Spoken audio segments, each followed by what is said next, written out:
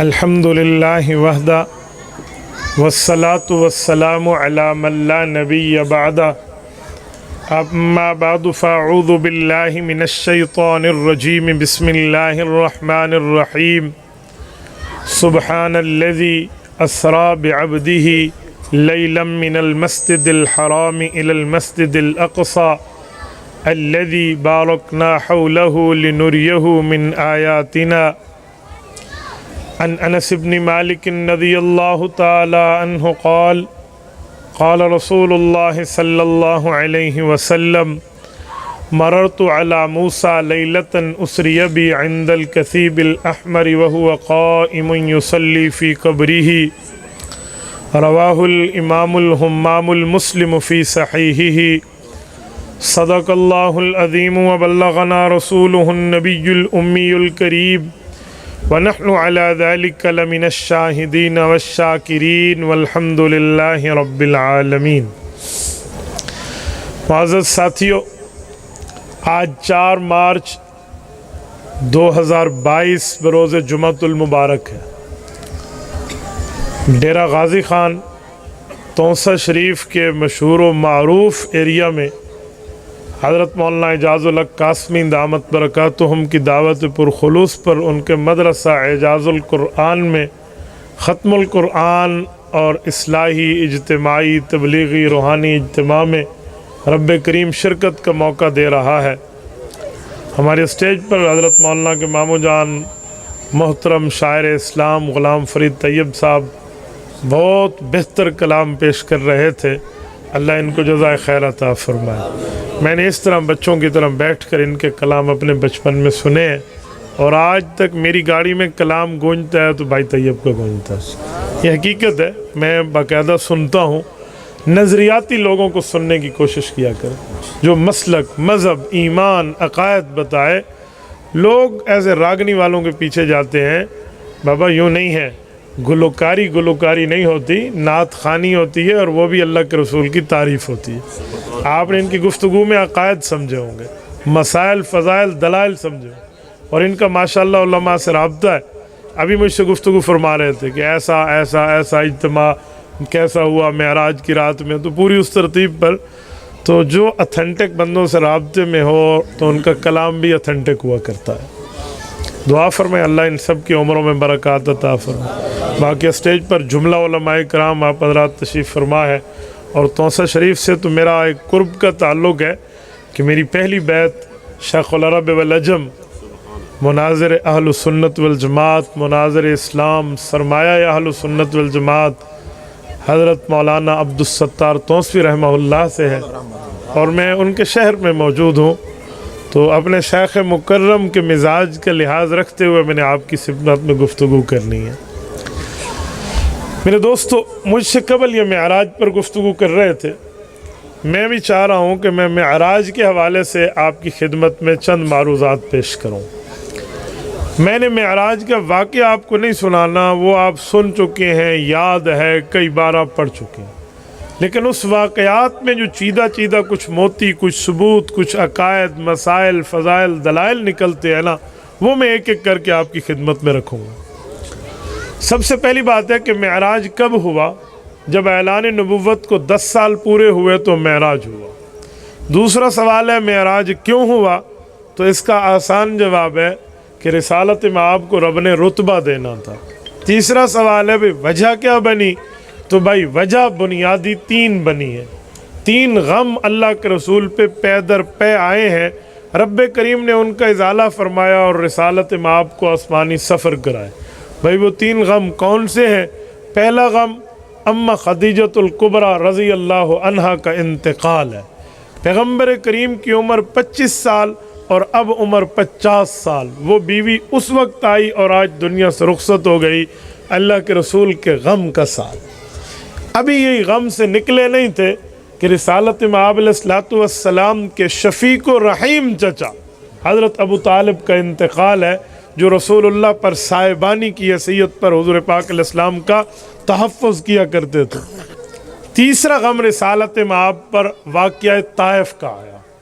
جب طائف اللہ کے رسول گئے اور 3 سرداروں سے پے در پے ملاقات کی، تینوں نے نعوذ باللہ تعالی حضور پاک کی دعوت کا انکار کیا اور اوباش بچوں کو پیچھے لگا دیا جو پتھر مارتے سر سے خون نکلتا تو پاؤں کی جوتیاں بھر جاتی۔ یہ تین غم۔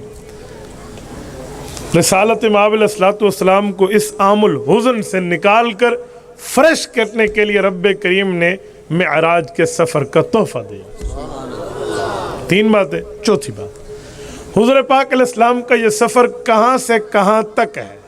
اس رات دو سفر ہیں، ایک ہے اسراء، ایک ہے معراج۔ اسراء کہتے ہیں اسرا یسری اسراء، رات کو زمین پر چلنا۔ تو بیت اللہ سے بیت المقدس تک یہ سفر اسراء ہے، بیت المقدس سے عرش معلیٰ تک یہ سفر معراج ہے، عروج سے ہے۔ جو بیت اللہ سے بیت المقدس کا سفر ہے، اس پر 5 اسٹاپ ہیں، 5 وقفے ہیں اللہ کے رسول کے۔ نمبر 1، رسالت مآب علیہ الصلوۃ والسلام بیت اللہ رکے۔ نمبر 2، حضور پاک علیہ السلام مدینہ طیبہ پرانا نام یثرب رکے ہیں۔ نمبر 3، رسالت مآب طور سینا پہ رکے ہیں۔ نمبر 4، بیت اللحم میں رکے ہیں۔ نمبر 5، بیت المقدس میں رکے ہیں۔ یہ 5 اسٹاپ ہیں اور 5 کی اپنی اپنی وجہ ہے۔ حضور پاک علیہ السلام پہلے بیت اللہ میں رکے ہیں، گھر سے نکل کے بیت اللہ آئے ہیں۔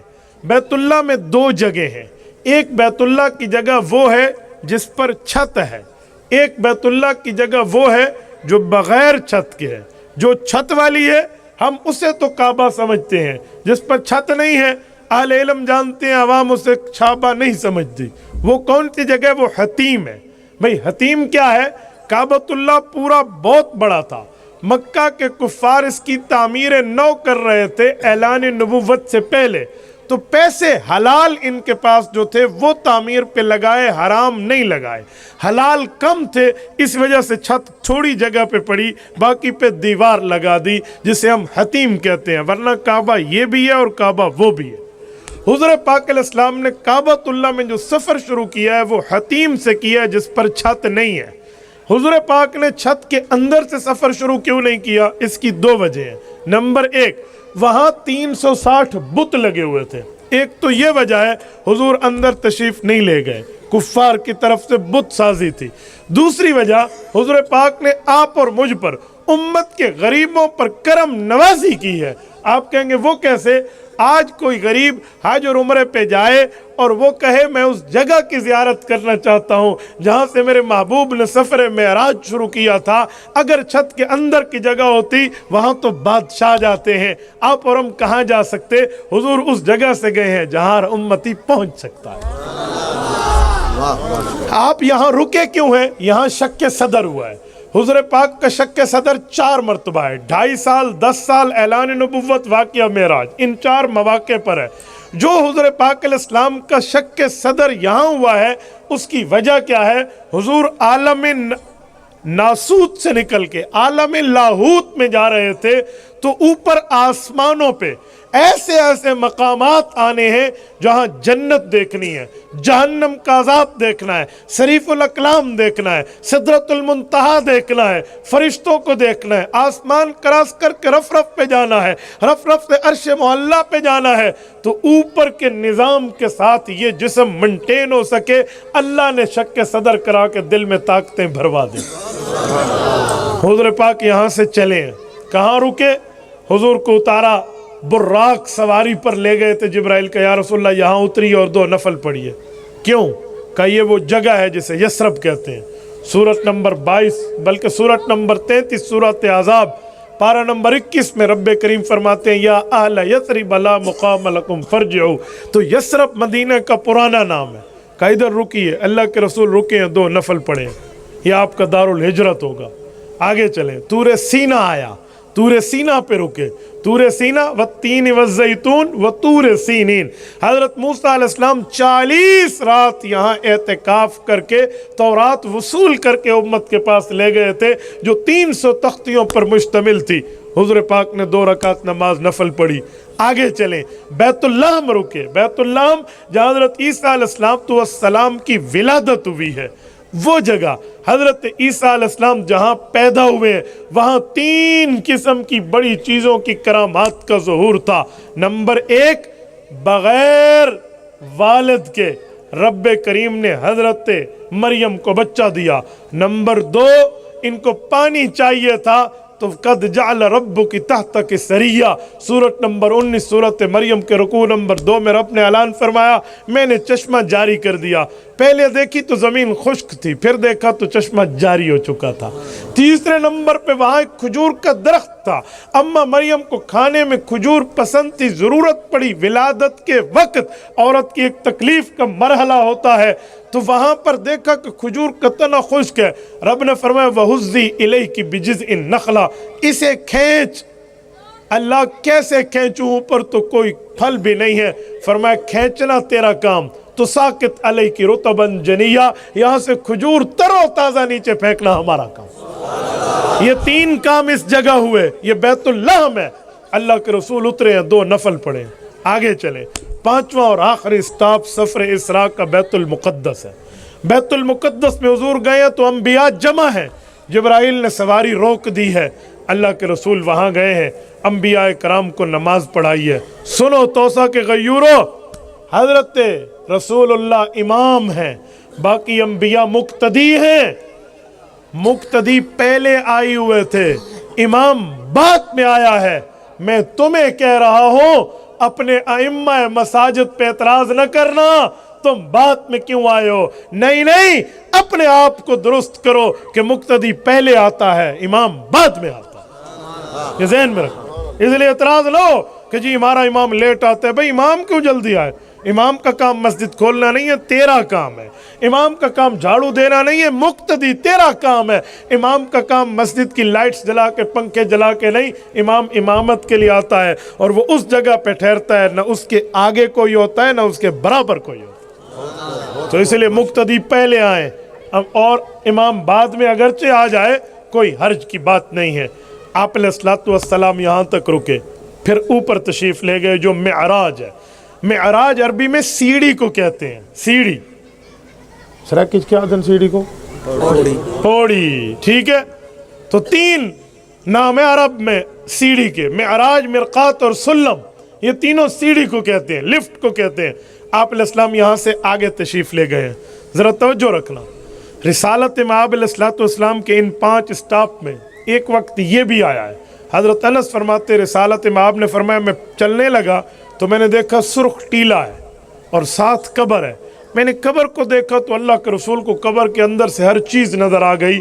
فرمایا فَإِذَا هُوَ مُوسَىٰ قَائِمٌ يُصَلِّي فِي قَبْرِهِ، حضرت موسیٰ اپنی قبر میں کھڑے ہو کر نماز ادا فرما رہے ہیں۔ یہ دیکھنے والے امام الانبیاء ہیں، پڑھنے والے حضرت موسیٰ کلیم اللہ ہے۔ یہاں کوئی تیرا میرا راوی نہیں ہے جس کو تو کہ ضعیف ہے، اس نے کیا کیا؟ بھئی ایک نبی نے پڑھا، ایک نبی نے دیکھا، اسی دیکھنے والے نے بتایا۔ اور صحیح مسلم کی صحیح کتاب ہے، جس کو پڑھے بغیر مولوی کے سر پہ دستار فضیلت نہیں سجتی، اسے پاس کرنا پڑتا ہے صحیح مسلم کو، پھر جا کر اس کے سر پہ دستار فضیلت سجتی ہے۔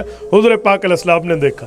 اب جب ہم یہ حدیث سناتے ہیں کچھ لوگوں کے دماغ میں نہ آئے وہ سوال کرتے ہیں، مولوی صاحب ایک سوال پوچھوں؟ اجی پوچھیں۔ موسیٰ علیہ السلام قبر میں بھی تھے، موسیٰ علیہ السلام بیت المقدس میں نماز پڑھنے بھی تھے، موسیٰ علیہ السلام اوپر آسمان میں بھی تھے، ایک موسیٰ علیہ السلام 3 جگہ کیسے؟ تو میں کہتا ہوں 1 منٹ اس سوال کو یہاں رکھو، ایک سوال اور بھی بنتا ہے، وہ تو تم نے نہیں کیا۔ وہ کہ میں نے کہا حضور پاک کتنے ہیں؟ کہا جی 1۔ تو میں نے کہا حضور 3 جگہ کیسے؟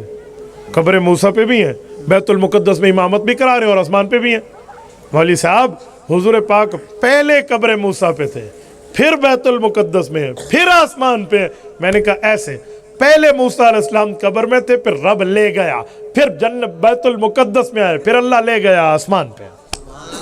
جیسے ایک حضور 3 جگہ ہو سکتے ہیں مختلف وقتوں میں، تو ایک موسیٰ علیہ السلام بھی 3 جگہ ہو سکتے ہیں مختلف اوقات میں، اس لیے کوئی اعتراض نہیں رہتا۔ آپ علیہ السلام معراج کے ذریعے اوپر جا رہے ہیں، اوپر پہنچے، 7 آسمانوں کے دروازوں کے مین گیٹ کو کھلوانے کا منظر صحیح مسلم میں موجود ہے، اللہ کے رسول نے ہم بتایا۔ فرمایا جب پہلے آسمان یہ پہلا آسمان ہے نا، اس کو عربی میں کہتے ہیں آسمان دنیا، لوگ اس کا ترجمہ کرتے ہیں کہ دنیا والا آسمان. جی نہیں، عربی کا لفظ ہے. دنیا دنون سے مشتق ہے، اس کا معنی ہوتا ہے قرب. آسمان دنیا جو ہمارا قریبی آسمان ہے، ٹھیک ہے، یہ پہلا آسمان. حضرت رسول اللہ فرماتے ہیں جب ہم آسمان کے قریب پہنچے، مین گیٹ مرکزی دروازہ کھلنے کا وقت آیا تو حضرت جبرائیل علیہ السلام نے دروازہ کھٹکھٹایا.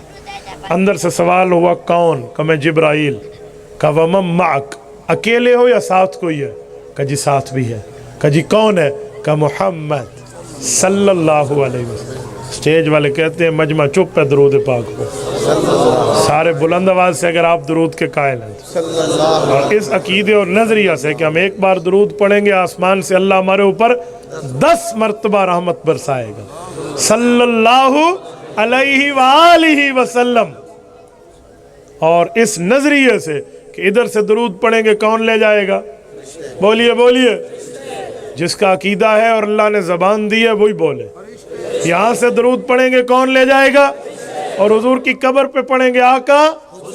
جس کا عقیدہ ہے وہ ہاتھ کھڑا کرے. جس کا عقیدہ، نعرہ تکبیر، ہاتھ کھڑا رکھیں، ہاتھ بلند رکھیں. عقیدہ حیات النبی زندہ باد. یہ میں اسی لیے آپ کو ہاتھ کھڑا کرا رہا ہوں تاکہ میں دیکھ سکوں کہ ہمارے جلسے میں مہمان کون ہے اور مسلمان کون ہے. ٹھیک ہے، تو اس لیے جس کا عقیدہ ہے وہی ہاتھ کھڑا کرے. مانتے ہیں آپ اس عقیدہ حیات النبی کو؟ جزاک اللہ. نعرہ تکبیر، عقیدہ حیات النبی، عقیدہ حیات النبی، نعرہ تکبیر. آپ علیہ الصلوۃ والسلام فرمایا محمد صلی اللہ علیہ وسلم میرے ساتھ ہے. تو اندر سے سوال ہوا ابو استائی، تجھے اللہ نے حضور کے پاس بھیجا تھا لینے کے لیے؟ نعم بوستو الی، جی ہاں مجھے بھیجا تھا. پھر دروازہ کھلا اور فرشتوں نے مرحبا کہا. ایک ایک موقع یہ کیوں پوچھا؟ سنیں، آج کل جہاں ہم جاتے ہیں، کوئی سرکاری ادارہ ہو، عسکری پوائنٹ ہو، کوئی فوجی آرمی کی چوکی ہو، تو ہر بندہ وہاں نہیں گھس سکتا. اس کے لیے جو جائے گا تو چوکیدار کوڈ ورڈ پوچھے گا، وہ خفیہ کوڈ پوچھے گا. سامنے والا بتائے گا تو اپنا ہے، ورنہ نہیں. 3 دفعہ کے جواب کے بعد وہ ٹریگر دبائے گا. پھر یہ جھوٹ بول رہا ہے، کوئی اور ہے. تو بھائی یہ بھی آسمان پر کوڈ تھا گیٹ کھولنے کا. فرشتوں کی نگرانی کو اللہ نے یوں سمجھایا ہے. ہر آسمان سے گزرے ہیں، 7 آسمانوں سے گزرے ہیں، پھر جا کر سدرۃ المنتہا پہ پہنچے. یہاں بھی ایک جملہ کہتا جاؤں، 7 آسمانوں میں ہر آسمان میں ہر ایک نبی سے ملاقات ہے. 7 انبیاء سے آسمانوں پر ملاقات ہے. وہ کون سے ہیں 7؟ پہلے آسمان پہ حضرت آدم، دوسرے آسمان پہ حضرت عیسیٰ، تیسرے آسمان پہ حضرت یوسف، چوتھے آسمان پہ حضرت ادریس، 5ویں آسمان پہ حضرت ہارون، 6ٹھے آسمان پہ حضرت موسیٰ، 7ویں آسمان پہ حضرت ابراہیم علیہ السلام. اچھا، یہ ایک ایک نبی کو ایک ایک آسمان پہ رہنے میں ملاقات کی حکمت کیا ہے؟ حکیم الامت مولانا اشرف علی تھانوی رحمۃ اللہ علیہ کتاب ہے نشر الطیب. یہ زندگی کی پہلی کتاب حضرت تھانوی نے نشر الطیب لکھی ہے. اور زندگی میں حضرت تھانوی نے آخری کتاب جو لکھی ہے وہ کتاب ہے بوادر و نوادر. یہ دونوں کتابیں پڑھنے کی، بوادر و نوادر عوام تو نہیں پڑھ سکتی، 3 زبانوں پہ ہے، اردو میں بھی ہے، عربی میں بھی ہے، فارسی میں بھی ہے، ایک ہی کتاب ہے. اور یہ علماء کی ہے، لیکن نشر الطیب اردو میں اور بہت زبردست سیرت پر مشتمل کتاب ہے. حضرت تھانوی کی اس کتاب کی حکمتیں آپ کے سامنے رکھنے لگا. حضرت تھانوی فرماتے ہیں یہ انبیاء کرام سے ملاقات کی وجہ کیا ہے؟ کہ حضرت آدم سے ملنے کی بھی وجہ ہے، حضرت عیسیٰ سے بھی، حضرت یوسف سے بھی، ادریس سے بھی، ہارون سے بھی، موسیٰ علیہ السلام اور حضرت ابراہیم سے بھی. کہ حضرت آدم سے اس لیے ملیں کہ حضرت آدم علیہ السلام حضور پاک علیہ الصلوۃ والسلام سے پہلے اس دھرتی پر تشریف لائے ہیں جنت سے ہجرت کر کے. بتایا گیا ہے محبوبم ایک وقت آپ پہ بھی آئے گا، آپ بھی مکہ چھوڑ کر مدینہ ہجرت کر جائیں گے. حضرت عیسیٰ سے کیوں ملے ہیں؟ کہ جی حضرت عیسیٰ سے بہت سی نسبتیں ہیں حضور پاک کی. ایک نسبت تو یہ ہے کہ اماں مریم علیہ السلام کا جنت میں نکاح، حضرت عیسیٰ کی والدہ کا نکاح حضور سے ہوگا جنت میں. تو حضور پاک حضرت عیسیٰ کے بمنزلہ والد لگتے ہیں، اور حضرت عیسیٰ حضور پاک کے بمنزلہ بیٹے ہیں. تو بمنزلہ والد کا استقبال بمنزلہ بیٹا کر رہا ہے. کہ جی ایک وجہ اور بھی ہے. کہ وہ کیا؟ کہ حضور پاک کے دین پہ جب مشکل آئے گی، دجال آئے گا، تو لڑائی کے مقابلے کے لیے کون نازل ہوں گے؟ حضرت عیسیٰ علیہ السلام. ایک وجہ اور بھی ہے. کہ وہ کیا؟ یہودیوں نے جب حضرت عیسیٰ علیہ السلام کے خلاف موت کی گرفتاری کے وارنٹ جاری کرائے، اور وہ بندہ حضرت عیسیٰ علیہ السلام کو پکڑنے کے لیے آگے اور فوج لے کر پیچھے پہنچا، تو حضرت عیسیٰ علیہ السلام سے رب کریم نے جو بات فرمائی ہے نا وہ دو باتیں. فرمایا وَإِذْ قَالَ اللَّهُ يَا عِيسَىٰ إِنِّي مُتَوَفِّيكَ وَرَافِعُكَ إِلَيَّ. عیسیٰ علیہ السلام پریشان نہ ہونا، میں تمہیں روح مال جسد مکمل وصول کر لوں گا. متوفی کا معنی ہے وصول کر لوں گا، لیکن میں نے ترجمہ کیا روح مال جسد.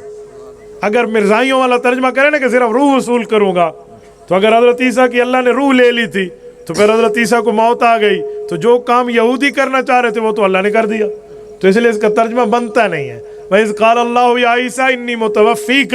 فرمایا عیسیٰ میں تمہیں روح اور جسد دونوں سے اٹھا لوں گا، یہودیوں کے ہاتھوں نہیں دوں گا. اے اللہ کہاں اٹھائیں گے؟ فرمایا وَرَافِعُكَ إِلَيَّ، اپنی طرف اٹھا لوں گا. اللہ کی طرف کون سی ہے؟ اللہ تو کائنات میں ہر جگہ ہے، جسم سے پاک ہے. کوئی اللہ کی طرف بھی ہوتی ہے؟ وَرَافِعُكَ إِلَيَّ کا سرائکی ترجمہ ہے اپنے پاسے چاہ گے انسان. تو اللہ کا پاسا کیا مطلب ہے؟ کیا مطلب؟ سنیں علامہ ابن قیم رحمہ اللہ نے اس کی وجہ دی ہے. فرمایا ای موضع لا یجری فیہ حکم غیر اللہ. رب کریم بتانا چاہتے ہیں عیسیٰ میں تمہیں اس پر امن مقام کی طرف اٹھا لوں گا جہاں صرف میرا حکم چلتا ہے، یعنی آسمان پہ. دنیا میں تو کوئی جابر اپنا حکم چلانے کے لیے وہ معاملہ سیدھا کر لے کہ لا یجری فی حکم غیر اللہ ای موضع، اس جگہ لے کر جاؤں گا. حضرت عیسیٰ کو رب نے اٹھا لیا، دشمن بال بھی کا نہ کر سکا. اور ہوا کیا؟ قرآن کریم نے 3 باتیں کی. فرمایا وما قتلوا، حضرت عیسیٰ علیہ السلام کو یہ مار نہ سکے. وما صلبوا، پھانسی پہ نہ چڑھا سکے. تو اللہ کیا کیا پھر انہوں نے؟ فرمایا ولکن شبہ لہم، معاملہ ان کو 6 و 5 میں پڑ گیا. وہ کیوں ہوا؟ یہ تھا کہ جو ان کا سردار وارنٹ گرفتاری لے کر ٹیم کو لے کر آ رہا تھا نا، پکڑو پکڑو پکڑو، حضرت عیسیٰ کو تو اللہ نے اٹھا لیا، اس کی شکل حضرت عیسیٰ والی بنا دی. قوم نے کہا پکڑو، اس نے کہا کیوں پکڑو؟ میں خود تمہارا بڑا ہوں، تو وڈے رہے، تو عیسیٰ علیہ السلام ہے وٹو. انہوں نے پکڑ کے پھانسی پہ لگا دی. قرآن کہتے ہیں وَلَٰكِن شُبِّهَ لَهُمْ، یہ ان کا مشتبہ ہو گیا. وہ شودا پٹیندا روندا رہیا بھی میں تو آنا وڈے رہا، وہ جو کملا یہ ملا تو سارا وڈے رہے، پھانسی چڑھا دی. یہ ہے وَلَٰكِن شُبِّهَ لَهُمْ، کوئی ان کی نہ مانی. تو حضرت عیسیٰ سے دوسرے آسمان پہ ملاقات کی. حضرت تھانوی کہتے ہیں حکمت یہ ہے حضور پاک کو بتایا گیا تھا جو آپ کے خلاف سازشیں ہیں نا، اور آپ طائف سے نکل کے آئے ہیں اور آپ کا دل دکھا ہوا ہے کہ ان لوگوں نے ظلم کیا ہے. آقا آپ پریشان نہ ہو، دشمن مل کے بھی آ جائے نا آپ کا بال بھی بھیکا نہیں کر سکتے. یہ حضرت عیسیٰ سے ملاقات کی حکمت ہے. تیسرے آسمان پہ حضرت یوسف سے ملے ہیں. وہ کیوں؟ حضرت یوسف علیہ السلام وہ نبی ہیں جن کے خلاف اپنوں نے سب سے پہلے حرکت کی تھی. اپنوں نے، بھائیوں نے. قرآن کہتا ہے نا سورت نمبر 12 سورت یوسف کہ یہ سارے کے سارے ابو کے پاس رونے آ گئے اور بدم کذب، جھوٹا خون لگا کر آ گئے کہ کیا ہوا؟ فَأَكَلَهُ الذِّئْبُ، بھیڑیا نے کھا لیا، بھیڑیا نے کھا لیا. جھوٹ بولا، حالانکہ یہ بات نہیں تھی. اور لیکن جب حضرت یوسف علیہ السلام بادشاہ بنے اور بھائیوں کو قابو کر لیا ہے، اب بدلہ لینا چاہتے تو لے سکتے تھے لیکن بدلہ نہیں لیا. پیغمبر کی شان کریمی تھی لا تثریب علیکم اليوم، آج تم سے کوئی بدلہ نہیں لیا جائے گا، جاؤ میں نے تمہیں معاف کر دی.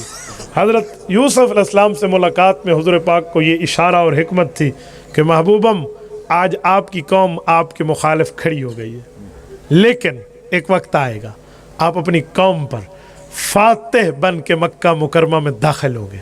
تو جب آپ ان پر قابو پا لیں، یوسف سے مل کے دیکھیں یہ بھی میرا نبی ہے، یہ اپنے ان لوگوں پہ قابو جب پایا جو اس کے مخالف تھے اس نے معاف کر دیا، آپ بھی معاف کر دیں. حضور نے معاف کیا. جب حضور مکہ میں آئے ہیں نا تو پہلا اعلان تھا کہ جو بیت اللہ آ جائے اسے معافی ہے، لا تثریب علیکم اليوم. سین بھر گیا بیت اللہ کا.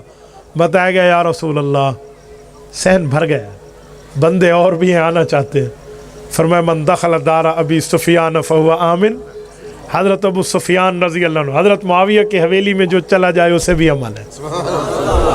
سردار تھے نا قوم کے، ان کو بھی عزت دی کہ وہ بھی صحابی اور مسلمان بن گئے تھے. اب ان کی حویلی بھی بھر گئی. یا رسول اللہ گنجائش اب وہاں بھی ختم ہو گئی ہے، بندے آنا چاہتے ہیں. فرمایا اب جس نے گھر کا دروازہ بند کر لیا اسے بھی امن ہے. یہ حضرت یوسف سے ملاقات کی حکمت تھی جو پوری ہو رہی ہے.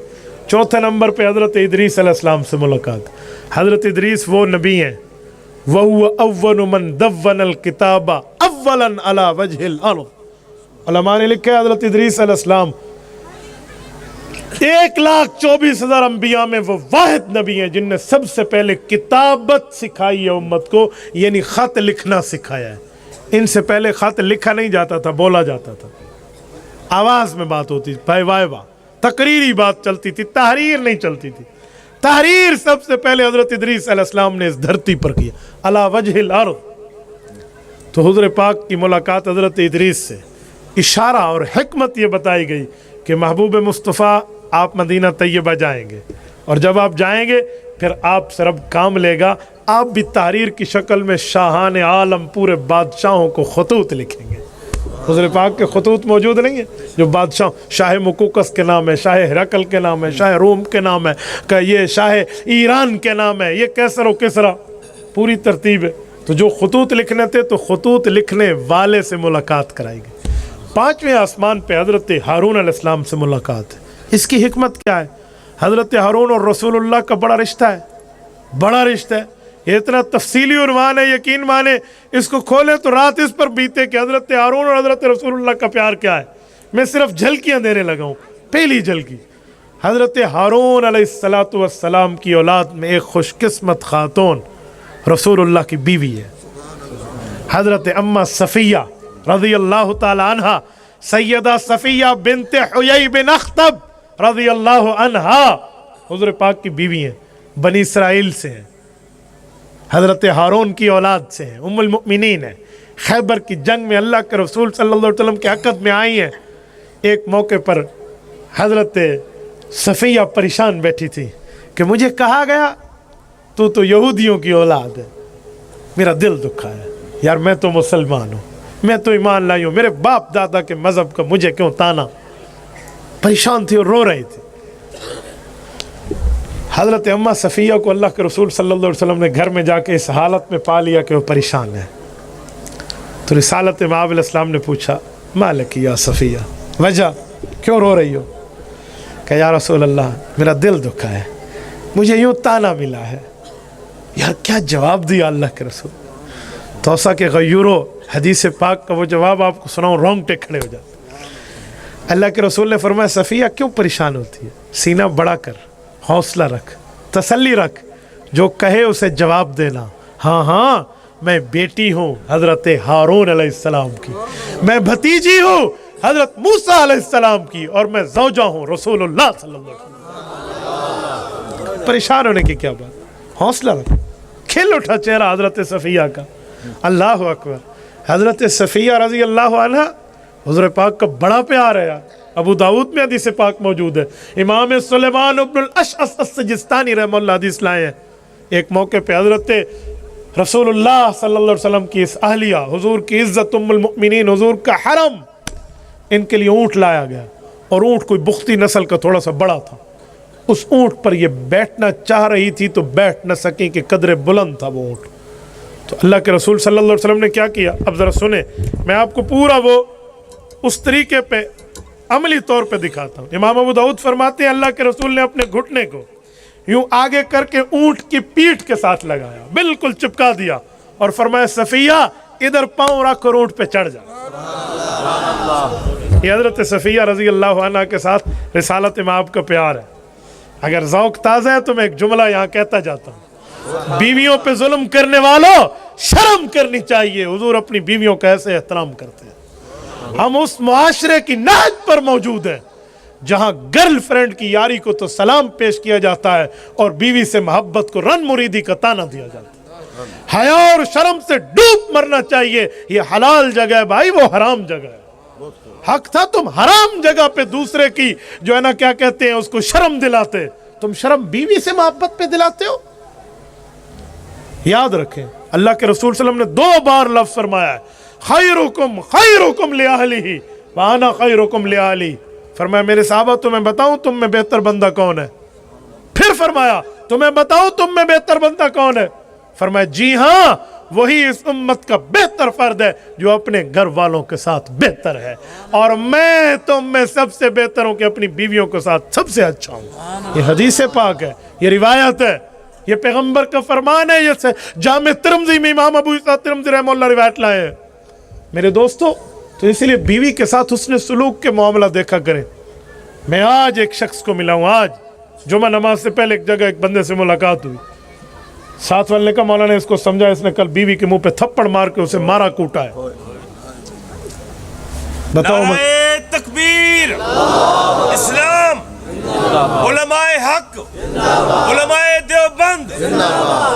میں کہاں جاؤں جہاں یہ حال ہو, کہاں جاؤں یار, دل دکھتا ہے اس پہ. وہ تمہارے نسل کی بڑھوتری کر رہی ہے. اس نے اپنی ماں چھوڑی, باپ چھوڑا, بہن چھوڑی, بھائی چھوڑا, گھر چھوڑا, وہ حویلی چھوڑی جہاں اس کا بچپن گزرا ہے, اور تیرے گھر کو آ کے اس نے بسا دیا. اور تو مرد کا بچہ ہے, تیرا بس اپنی بیوی عورت ذات پہ چلتا ہے. اگر تم میں جرت ہے تو کسی مرد کو پکڑ کے دکھا. بیویوں پہ ہاتھ اٹھانے والے, پتہ نہیں کون سی غیرت کا مقام. اب میں نام نہیں لیتے, علاقے کے لوگوں تک بات پہنچ جاتی ہے, میں پردہ رکھتے ہوئے کہتا ہوں. میں اپنے وسیب کی بات کروں, ایک علاقے میں بیان کرنے گیا, وہاں ایک شخص مجھے ملا اور مجھے آ کے کہتا ہے منے دی نہیں آکھا, میں ڈھیڑ تے گوڑے رکھ کے دو چاٹا لیم تو وہی کریں دی. میرا میٹر گھوم گیا اللہ کی قسم. میں نے کہا ایک منٹ بیٹھو. وہ بیٹھا. میں نے کتنی بیٹیاں ہیں تیری؟ کہا جی 6 دھیرین میرے. میں نے کہا یاد رکھنا میں بد دعا نہیں دیتا, لیکن میں تمہیں کہہ رہا ہوں تیرا داماد کل تیری بیٹی کو کوٹے گا, پھر تو رویا نہیں, پھر رونا نہیں. وہ بھی کسی کی بیٹی ہے جس پر تو نے ہاتھ اٹھایا. اس کا دل کانپ گیا. مجھے کہتے ہیں مولانا میں معافی مانگوں. میں نے کہا جاؤ اور معافی مانگو. ایسے خناس بھی بیٹھے تھے, اس کو کہتے ہیں زال سامنے ہاتھ بدھانی چران طلاق تھی ویندی ہے. میں کہا چیتے کو ہاتھ لا. بیوی سے سامنے سوری کرنے پر بیوی طلاق ہو جاتی ہے. کس نے کہا تمہیں؟ حیا اور شرم کا ہاتھ تھامو. لڑکی کو 1000 میسج کر کے گرل فرینڈ کو سوری مائی بیبی, وہاں سب کچھ جائز ہے, اور اپنی حلال کی بیوی پر تمہیں اعتراض نظر آتا ہے. آپ ہنستے ہیں, میں ہنسنے کی نہیں, میں درد دل کی بات کر رہا ہوں. تو بیویوں کے ساتھ حسن سلوک بھی دیکھا کرو. یاد رکھنا حدیث پاک میں ہے کہ جو اپنی بیوی کو خرچ میں وسعت دیتا ہے, اس کا حق صحیح ادا کرتے اسے خرچ دیتا ہے, اللہ اس کے رزق کو وسیع کر دیتا ہے. حضور پاک نے فرمایا, صحیح مسلم میں روایت ہے, فرمایا 1 دینار اپنی بیوی پر خرچ کرنا 10 دینار اللہ کے راستے میں خرچ کرنے سے زیادہ بہتر ہے. یہ حدیث پاک ہے. ہمیں یہاں تو نظر نہیں آتا, کچھ بھی نہیں ہے بھائی. تو بھائی یہ حلال جگہ ہے. حدیث پاک کے مطابق نوالا اٹھا کر میاں اپنی بیوی کے منہ میں دے, اللہ رحمت اتارتے ہیں. چلو میں بات کر رہا تھا حضرت ہارون کی. حضرت ہارون سے ملاقات میں ایک وجہ یہ بھی ہے, حضرت صفیہ رسول اللہ کی بیوی ہیں. ایک وجہ اور بھی ہے, وہ کیا ہے؟ حضرت ہارون کے ساتھ حضرت رسول اللہ کا پیار دیکھیں. تبوک کے موقع پہ جاتے ہوئے حضرت علی المرتضیٰ کو مسجد حوالے کی, فرمایا میرے آنے تک آپ انتظام میں شامل رہیں. حضرت علی بہادر آدمی تھے, شجاع, دلیر, شیر خدا. دل میں آیا کہ بچے رہتے ہیں, عورتیں رہتی ہیں اور معذور ہیں, میرے پاس تو ذوالفقار جیسی تلوار ہے, میں بھی گھر میں رہوں اور جہاد پہ نہ جاؤں. تو دل میں تھوڑا سا دکھ ہوا, لیکن رسول اللہ کے حکم کو مانا. آپ علیہ السلام کے سامنے حضرت علی کا چہرہ آیا تو رسول اللہ نے پڑھ لیا. فرمایا علی کیوں پریشان ہو؟ کہا یا رسول اللہ بچوں میں بیٹھا ہوں. حدیث ہے نا کہ لا سیف الا ذوالفقار ولا فتح الا علی. کہا علی جیسا جوان نہیں, ذوالفقار جیسی تلوار نہیں. تو کہا یا رسول اللہ سب کچھ ہونے کے باوجود بھی جہاد پہ نہ جا سکوں. یار کیا جملہ فرمایا حضور نے. حضور نے فرمایا اما علی اما ترضى ان تکون منی بمنزلۃ ہارون من موسیٰ الا انہ لا نبی بعدی. علی تو اس بات پہ خوش نہیں ہے اللہ تجھے اور مجھے ویسا بنا دے جیسے حضرت ہارون کا رتبہ حضرت موسیٰ علیہ السلام سے تھا, بس ان کے بعد نبوت جاری تھی, میرے بعد نبوت ختم ہے. اس وجہ سے آج حضرت علی کو ہم کیا کہتے ہیں؟ علی المرتضیٰ. یہ اما ترضیٰ کی وجہ سے کہتے ہیں. تو میرے دوستو حضرت ہارون سے ملاقات میں ایک وجہ یہ بھی ہے کہ فیملی میں جو حضور پاک کا حضرت علی موجود ہے, یہ بھی نسبت حضرت ہارون والی رکھتے ہیں. اور ایک ملاقات میں حضرت ہارون کی وجہ اور بھی ہے. میں نے کہا نا یہ موضوع بہت طویل ہے کہ حضرت ہارون سے کیوں ملے ہیں. چلو میں تیسری اور آخری وجہ دے رہا ہوں, توجہ رکھنا. ایک وجہ یہ بھی ہے کہ حضرت ہارون کے جب حوالے کر کے قوم کو حضرت موسیٰ 40 لیلہ 40 رات اعتکاف پہ گئے تھے, تو قوم کے کچھ بندے مشرک ہو گئے, جن میں سامری ان کا سربراہ تھا. تو ان مشرکوں کا علاج کیا تھا؟ جب واپس آئے تو رب نے فرمایا فَاقْتُلُوا أَنفُسَكُمْ ذَلِكُمْ خَيْرٌ لَكُمْ عِنْدَ بَارِئِكُمْ فَتَابَ عَلَيْكُمْ إِنَّهُ هُوَ التَّوَّابُ الرَّحِيمُ. جو مشرک ہیں اس کو مواحد اپنے ہاتھ سے مارے گا. یہ اللہ کا حکم ہے موسیٰ علیہ السلام کی شریعت کا کہ ان کو قتل کرو تب ان کی توبہ قبول ہے, ورنہ نہیں. تو انہیں قتل کیا گیا. جو مشرک تھے, جو سازی تھے, وہ مرے. پھر جا کر قوم کا مسئلہ پاک ہوا.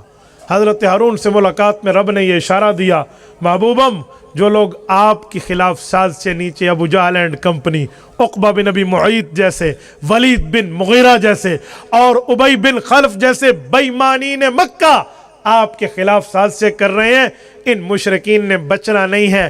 بدر کا مقام آئے گا, 70 اکٹھے مار دیا جائیں گے. آپ بے فکر رہیں. ہارون سے ملاقات نہیں ہے, چھٹے آسمان پہ گئے ہیں تو حضرت موسیٰ علیہ السلام سے ملاقات ہے. یہ کیا حکمت تھی؟ اس میں بھی ایک حکمت ہے کہ حضرت موسیٰ علیہ السلام کی پیدائش ملک شام میں ہے. یہ مصر ملک شام میں شمار ہوتا تھا اس زمانے میں, ٹھیک ہے نا. آج کل تو شام دمشق والا ہے, یہ نہیں ہے. اس وقت شام میں فلسطین بھی شامل تھا.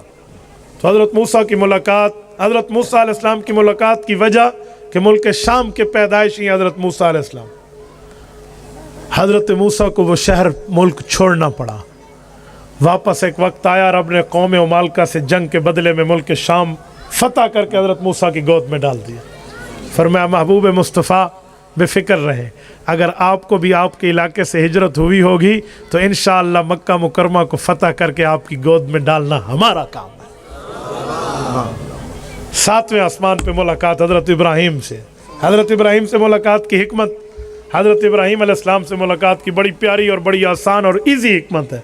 وہ یہ ہے کہ جس کو خواب میں حضرت ابراہیم نظر آئے تو کہتے ہیں کہ حضرت ابراہیم کے دیکھنے کا معنی ہے بندہ حج ضرور کرے گا. کیوں؟ اذن فی الناس الحج, یہ حضرت ابراہیم علیہ السلام کو حکم تھا. اور حضرت ابراہیم نے تو دعا مانگی تھی, محبوب مصطفیٰ اے اللہ جو تیرے خزانے میں بھی ہے کہ وہ میری نسل سے دے دے. تو حضرت ابراہیم سے ملاقات کی دونوں وجہ ہیں کہ ابو الانبیاء بھی ہیں, اور حضرت ابراہیم علیہ السلام حضور پاک علیہ السلام کو اشارہ ہے کہ آپ حجۃ الوداع بھی کریں گے. یہ حضرت ابراہیم علیہ السلام سے ملاقات کی حکمت ہے. آگے گئے ہیں تو جبرائیل امین نے کہا سدرۃ المنتہا پہ.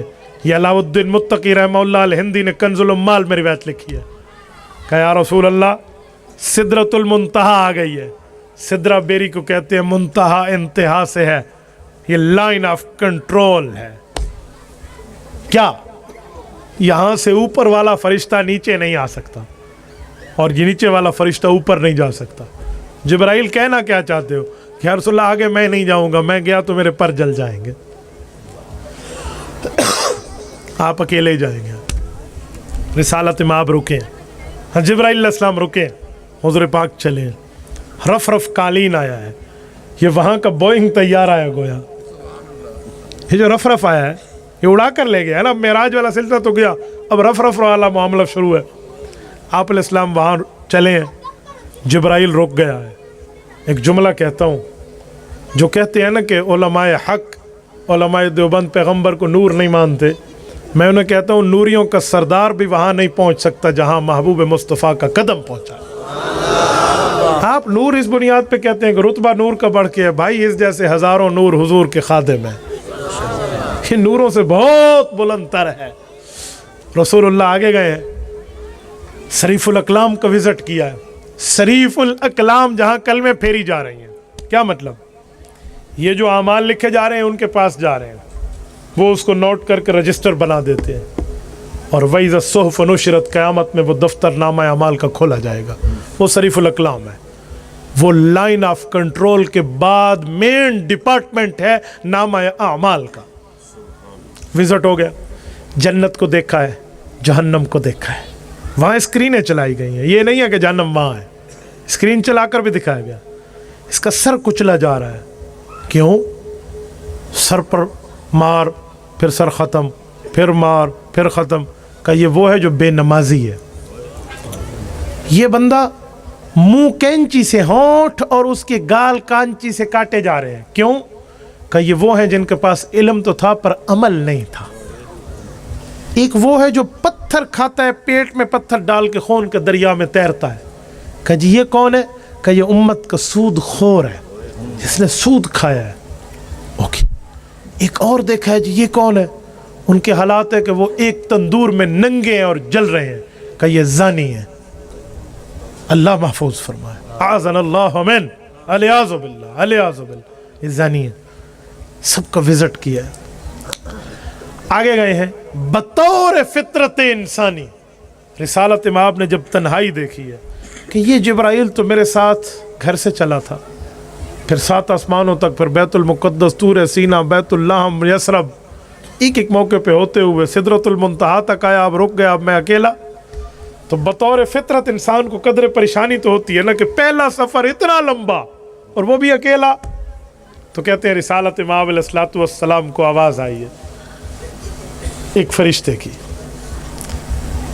कहा अल्लाह के रसूल महलन, रुक जाइए, आपका रब आप पर सलात पढ़ रहा है। रसूलुल्लाह फरमाते हैं मेरे सामने 2 सवाल खड़े हो गए। नंबर 1 कि सलात, अल्लाह तो नमाज से मुस्तगनी है, अल्लाह को तो नमाज की जरूरत नहीं है, हमें नमाज की जरूरत है, क्या मतलब? उसका जवाब यह दिया गया कि सलात से मुराद है आपका अल्लाह आप पर रहमतें बरसा रहा है। ओके। दूसरा सवाल यह खड़ा हो गया कि जो फरिश्ते की आवाज़ थी वो आवाज़ हू बहू वही थी जो ज़मीन पर अबू बकर सिद्दीक की थी रज़ी अल्लाह। हुज़ूर पाक अलैहिस्सलाम ये सोचने लगे कि अबू बकर को तो ज़मीन पे छोड़ के आया हूँ। ये हदीस पाक लिखी है, हज़रत थानवी ने नशर तीब में, आप पढ़ लेना, कि अबू बकर यहाँ कहाँ आ गया? रिसालत अक़दस सल्लल्लाहु अलैहि वसल्लम को बताया गया कि आपकी परेशानी आपका रब नहीं देख सकता। अगर आप ज़मीन पे परेशान हैं ना, तो अल्लाह ने आपकी तसल्ली के लिए अबू बकर रखा है, ठीक है? और आसमान पे आपने आना था, अल्लाह आलिमुल गैब है, दिलों के भेदों से वाकिफ़ है, अज़ल व अबद का इल्म है, अल्लाह को पता है जिधर तन्हा होना है तो परेशान होना है। तो रब ने रोज़ अव्वल से एक फ़रिश्ता पैदा किया था जिसकी आवाज़ आपके साथी अबू बकर वाली है, ताकि वो आपको तसल्ली के लफ्ज़ कहे तो अबू बकर के लहजे में कहे, दोस्त की बात सुन के आपकी परेशानी जाती है। यह है अबू बकर सिद्दीक का मकाम। और मैं यहाँ एक जुमला कहता हूँ, कुर्बान क्यों ना हो इस शख्स पर जिसकी आवाज़ के कॉपी करने के लिए भी रब ने आसमान पे फरिश्ता पैदा किया है। यह आसमान की मखलूक इसको जानती है। इस अबू बकर का तारुफ सिर्फ मदीना और मक्का और अपने बिजनेसमैनों और ज़मींदारों से नहीं है, इसका तारुफ तो आसमान पर उस जगह पे भी है जहाँ जिब्राइल जैसा फरिश्ता रुक गया है, अकेले महबूब मुस्तफ़ा गए। वहाँ के लोग भी अबू बकर से वाकिफ़ हैं। ओए तौहीद तो ये है कि खुदा हशर में कह दे ये बंदा 2 आलम से खफा मेरे लिए है। 2 आलम किया, अबू बकर को तो आलमीन वाले जानते हैं। मेरे दोस्तों, रिसालत इमाम अलैहिस्सलाम अर्श मुअल्ला पर पहुँचे हैं। हुज़ूर अक़दस सल्लल्लाहु अलैहि व आलिहि वसल्लम को रब्बे करीम को जो तोहफ़ा दिया है हुज़ूर ने, वह अत्तहियातु लिल्लाहि वस्सलवातु वत्तय्यिबात, इबादात का माली बदनी कौली तमाम इबादात का तोहफ़ा। और रब्बे करीम ने जवाबी तोहफे में अस्सलामु अलैका अय्युहन नबी, महबूब मुस्तफ़ा आप पर भी सलाम, कुर्बान जाए रिसालत में आपकी रहमतुल लिल आलमीनी की बेहद बे इंतहा शफ़क़त पर इस मौके पे जुमला फरमाया कि मेरे रब अकेला मैं नहीं, अस्सलामु अलैना व अला इबादिल्लाहिस सालिहीन, जिन्हें ज़मीन पर छोड़ के आया हूँ या जो आखिर तक मेरी उम्मत है, इन सब पर भी सलामती जारी रहे। ओके। नमाजों का तोहफ़ा मिला है। आमन रसूल बिमा उन्ज़िला इलैहि मिन रब्बिही वल मुमिनून की आयात मिली है। ये अर्ज़ी नहीं है, ये समावी है। रिसालत इमाम अलैहिस्सलाम तशरीफ़ लाए वापस। हज़रत इब्राहीम से मुलाकात पहले है वापसी पर, क्योंकि वो 7वें आसमान पे है। 6ठे पर हज़रत मूसा ने रोक लिया, क्या लेकर जा रहे? कहा जी 50 नमाजों का तोहफ़ा। कहा आपकी उम्मत नहीं पड़ेगी, कमी करा ले। तौसा के दोस्तों मैं सवाल करता हूँ, ये सवाल हज़रत इब्राहीम अलैहिस्सलाम ने क्यों नहीं किया? पहले मुलाकात तो उनसे हुज़ूर पाक की वापसी पर। हज़रत इब्राहीम ने क्यों नहीं कहा कि आपकी उम्मत 50 नहीं पड़ेगी? हज़रत मूसा ने क्यों कहा? 2 जवाब हैं। एक जवाब ये कि इब्राहीम अलैहिस्सलाम की हैसियत वालिद की है हुज़ूर पाक के साथ, और हज़रत इब्राहीम की हैसियत भाई की है। वालिद का मामला और होता है, भाई एक दूसरे से अपना तजर्बा शेयर करते रहते हैं। हज़रत मूसा ने फरमाया या रसूल अल्लाह, मेरी उम्मत पर भी 50 नमाज़ें फ़र्ज़ थी, उन्हें नहीं पढ़ी, इसलिए आप भी कम करा दीजिए। रिसालत में आपने बात मानी है और तशरीफ़ ले गए हैं। और روایت میں یا 5 یا 10 دونوں کی روایت آتی ہے, کمی ہوتی گئی. سنیں حضور پاک علیہ الصلوۃ والسلام جو گئے ہیں, حضرت موسیٰ نے واپس کیوں بھیجا؟ ٹھیک ہے, شفقت کی ایک وجہ تو ہے کہ 50 نمازیں امت نہیں پڑھے گی, کوئی اور وجہ بھی ہے, ایک اور وجہ بھی ہے. وہ کیا ہے؟ حضرت موسیٰ نے رب سے دعا کی تھی, اے اللہ میں تمہیں دیکھنا چاہتا ہوں. رب نے فرمایا لن ترانی, تو مجھے نہیں دیکھ سکتا. اور اب حضرت موسیٰ کو بتایا جا رہا ہے کہ آپ تو نہیں دیکھ سکے, محمد مصطفیٰ میرا وہ حبیب ہے جو مجھے دیکھ کر آ اور جا رہا ہے. تو حضرت موسیٰ علیہ السلام نے سوچا اللہ کو تو نہ دیکھ سکا, جو اللہ کو دیکھ کر آیا اسے ایک بار پھر بھیجوں, ایک بار پھر بھیجوں, ایک بار پھر بھیجوں, تاکہ یہ اللہ کو دیکھے اور میں اس کو ڈائریکٹ دیکھوں. انہیں قاص ضیاء ایسے کہتے ہیں نا. 9 بار حضرت موسیٰ کے کہنے پر اوپر گئے ہیں اللہ کے رسول. 9 5 45 نمازیں کم ہوئی. ایک بار پہلے گئے, 9 بار یہ, 10 بار اللہ رب العزت کی زیارت کی. اب جب آئے ہیں کہ کتنی بچی؟ کہ جی 5. کہ یہ بھی آپ کی امت نہیں پڑے گی, یہ بھی معاف کرا لیجیے. حضور پاک نے فرمایا موسیٰ علیہ السلام اب مجھے اللہ کی رحمت سے حیا آتی ہے. رب نے فرمایا محبوب مصطفیٰ ہمارے ہاں قانون نہیں بدلتا, یا ہم نے تیری خاطر کمی کی ہے. ہمارے ہاں حکم 50 کا ہے, تیری امت پڑھے گی 5 نمازیں, ثواب 50 کا دوں گا. من جاء بالحسنۃ فلہ 10 امثالها, ایک نیکی کا بدلہ 10 کا نہیں ہے. وہی ہے, وہی لے کر آئے ہیں. واپس آئے ہیں تو بیت المقدس میں سنیں, یہ حوالہ دل کی تختی پر نوٹ کریں. پھر بیت المقدس میں انبیاء کو دوبارہ جمع کیا گیا. اللہ علی قاری مرکات میں لکھتے ہیں نزلوا معه متقدمین و متاخرین وصلی بہم صلاۃ مودع فاخر. اب دوسری نماز با جماعت پڑھائی گئی. کہ وہ کون سی؟ کہ پہلی نماز صلاۃ استقبالیہ تھی, واپسی والی صلاۃ الوداعیہ تھی, سی آف کرنے کی نماز, اللہ حافظ کرنے کی نماز. یہ نماز پڑھائی گئی. یہ 2 بار نماز کا حوالہ مرقات شرح مشکات بابن فی المعراج میں موجود ہے.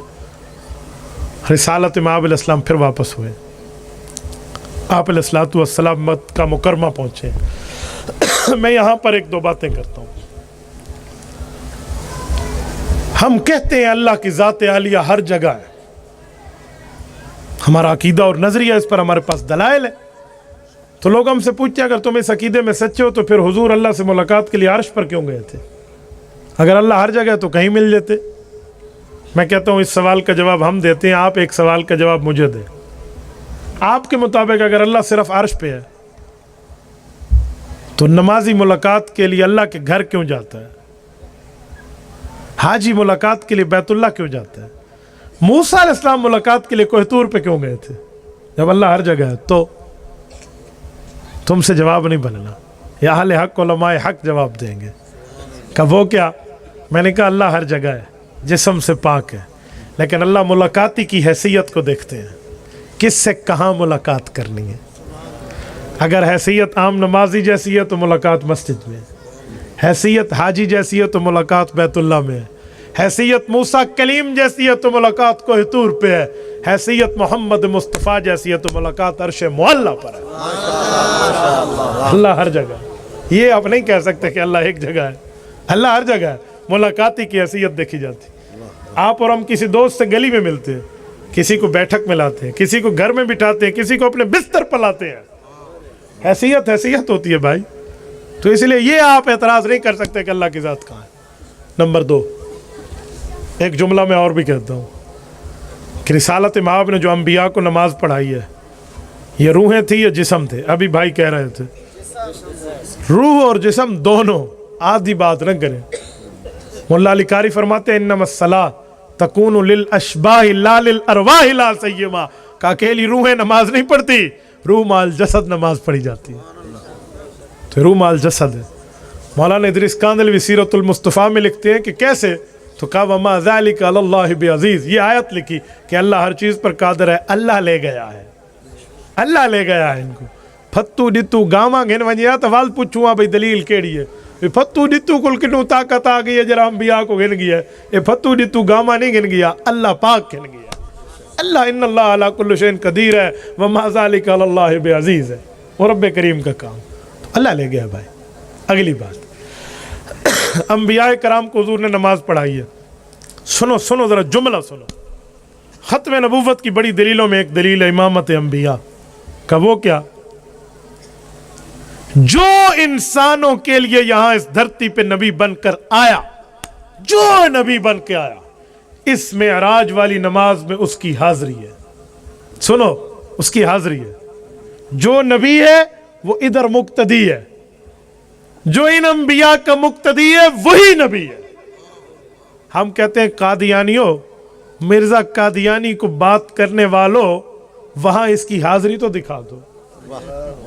मिर्जे दा डाडा हाले अपनी डाडी दी ढिड्डी च नहीं आया जी हाँ, तू सब मिर्जा यहाँ को उठा दिखे सो भाई। मिर्जा कादियानी की वहां हाजिरी दिखा दो, हम मान जाए।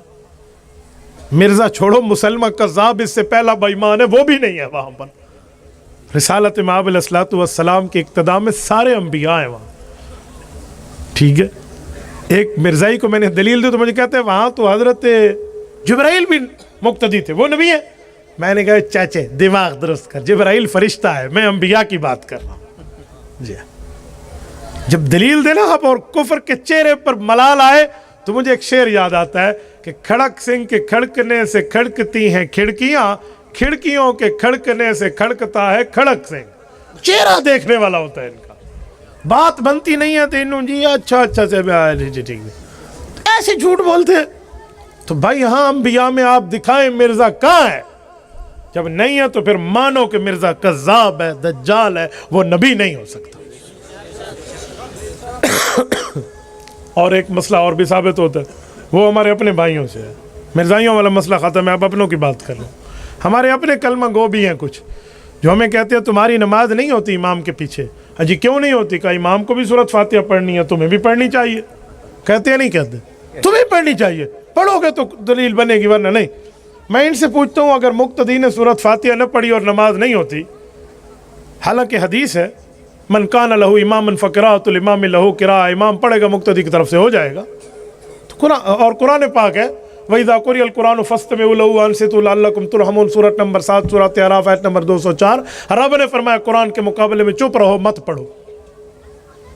ये दलील है अपनी जगह, लेकिन मैं कहता हूँ अगर मुक्तदी ने सूरत फातिहा नहीं पढ़ी, जैसे हनफी नहीं पढ़ते, बस इमाम पढ़ता है तो हमारी हो जाती है, तो नमाज नहीं होती। तो बच्चों ज़रा संभल के बैठ। मेराज की रात अंबिया कराम की नमाज हुई थी? अगर हुई थी तो उन्होंने सूरत फातिहा पढ़ी है या नहीं पढ़ी? नहीं समझे। उन्होंने पढ़ी है तो तू दिखा दे। आप मुझसे पूछे भी नहीं पढ़ी तू दिखा दे, मैं दिखाता हूं। सुनो, सूरत फातिहा तौरात में नहीं उतरी, इंजील में नहीं उतरी, ज़बूर में नहीं उतरी, सहाफ़ में नहीं उतरी, कुरान में उतरी है। और कुरान करीम की आयत है वलकद आतैनाका, आतैनाको में नहीं है, जम्मा मुज़क्कर मुखातब नहीं है, वाहिद मुज़क्कर मुखातब है, सिंगुलर। सिर्फ हुज़ूर पाक को फरमाया वलकद आतैनाका सबअम मिनल मसानी वल कुरानिल अज़ीम। महबूब मुस्तफ़ा फातिहा सिर्फ तुम्हें मिली है, अल्लाह ने बता दी। तो जब मिली हुजूर को, पढ़ी हुजूर ने। पीछे मुक्तदी तौरात वाला उसने नहीं पढ़ी, इंजील वाला नहीं पढ़ी, ज़बूर वाला नहीं पढ़ी, साहिब वाले नहीं पढ़ी। उनकी ना पढ़ के हुजूर के पीछे नमाज हो गई तो हनफियों की नमाज भी हो गई। और सुन, कल क़यामत में अंबिया वहां से हुजूर पाक के पीछे पढ़े जाने वाली नमाज का जहां से सवाब लेंगे ना, बगैर फातिहा पढ़ी जाने वाली नमाज का, जहां अंबिया को सवाब मिलेगा बतौर नबी होना, हम वहां से सवाब ले लेंगे बतौर उम्मती होना। यहां भी होगी, इसलिए आपको ये फिक्र नहीं करनी चाहिए। और एक मसला और भी साबित हो गया कि रिसालत इमाम अलैहिस्सलाम जब वापस तशरीफ़ लाए हैं तो अल्लाह के रसूल सल्लल्लाहु अलैहि वसल्लम से सवाल हुआ है, तो हुज़ूर पाक ने जवाब दिया। उम्मे हानी के घर अल्लाह के रसूल पहुंचे और उम्मे हानी हज़रत अली अल मुर्तज़ा की बहन है, सैयदा फ़ाख्ता रज़ी अल्लाह अन्हा इनका नाम है। इनके घर आया तो उन्होंने कहा कि या रसूल अल्लाह, आप ये लोगों को ना कहना, इस छोटे से वक़्त में इतना लंबा सफ़र आपने किया, लोग मजाक उड़ाएंगे, बस इस बात को छोड़ दे, मैं मान गई हूँ। ہمارا دین کوئی نہ مزار میں چھپا ہوا ہے نہ غار میں چھپا ہوا ہے، ہمارا دین کھلا کھلا ہے. تو دین چھپانے کے لیے تو نہیں، دین تو بتانے کے لیے، سنانے کے لیے، واضح کرنے کرانے کے لیے آیا ہے. تو حضور پاک نے فرمایا ام ہانی یہ کیسے ہو سکتا ہے کہ میں چھپا جاؤں، میں تو کھل کے بتاؤں گا. اچھا ایک ذہن آپ میں سوال آئے گا کہ ام ہانی تو حضور پاک کے چچا کی بیٹی تھی، تو کیا چاچا کی بیٹی سے پردہ نہیں ہے؟ کوئی پوچھ لے بھی مولوی صاحب آج حلال کر گیا. حضور چاچے دی تھی گھر بیٹھے ہیں بغیر پردے دے، اسا ونجو تو کیڑا رول ہے کوئی کہہ دے. تو بھائی آپ کا پردہ ہے، اس کی وجہ کہ جب حضور گئے تھے اس وقت یہ آیت نہیں اتری تھی کہ آپ کا اس سے پردہ ہے، آیات بعد میں اتری ہے. حرمت علیکم امہاتکم و بناتکم یہ بات میں اتری ہے. حضور پاک علیہ السلام نے باہر اعلان کر دیا کہ رب نے مجھے رات کے ایک چھوٹے سے ٹکڑے میں، چھوٹے سے حصے میں معراج کے اتنا بڑا سفر کرایا. ابو جہل دوڑتا ابو بکر رضی اللہ عنہ کے دروازے پہ گیا. ابھی ابو بکر اور رسول اللہ صلی اللہ علیہ وسلم کی ملاقات نہیں ہے. ابو بکر کا ایمان دیکھیں، دروازہ کھٹکھٹایا، حضرت ابو بکر باہر آئے ہیں. کہ ابو بکر ایک بات بتا دے. کہ جی پوچھ. حضرت ابو بکر نے چہرہ تو پڑا ہوگا نا ابو جہل کا کہ ہوائیاں کیوں اڑی ہوئی ہیں. کہ ایک بات بتا، ایک بندہ کہ رات کو میں مکہ سے نکلا ہوں، بیت المقدس گیا ہوں، وہاں سے نکلا ہوں، آسمانوں پہ گیا ہوں اور ہو کے آ بھی گیا ہوں، اور ابھی بھی رات کا ٹائم ہے، دن ابھی شروع نہیں ہوا، ایسا ہو سکتا ہے؟ تو ابو بکر صدیق نے پوچھا ابو جہل یہ بتا کہا کس نے؟ یہ نہ کہا کوئی کہتا ہے، کہا کس نے؟ قائل کون ہے، فاعل کون ہے، کہنے والا کون ہے؟ کہ یہ چھوڑ، تو بتا ایسے کوئی کر سکتا ہے؟ میرے دوستو حضرت ابو بکر کا جواب سنیں. کہا کوئی نہیں جا سکتا، لیکن میرا محبوب مصطفیٰ کہے تو میں مان سکتا ہوں کہ وہ جا سکتا ہے. مثال دوں آپ کو، یہ عقل کے خلاف نہیں، عقل کے مطابق ہے. میں مثال دے رہا ہوں، اللہ ہمارے علماء کو یہ چیزیں عطا فرمائے.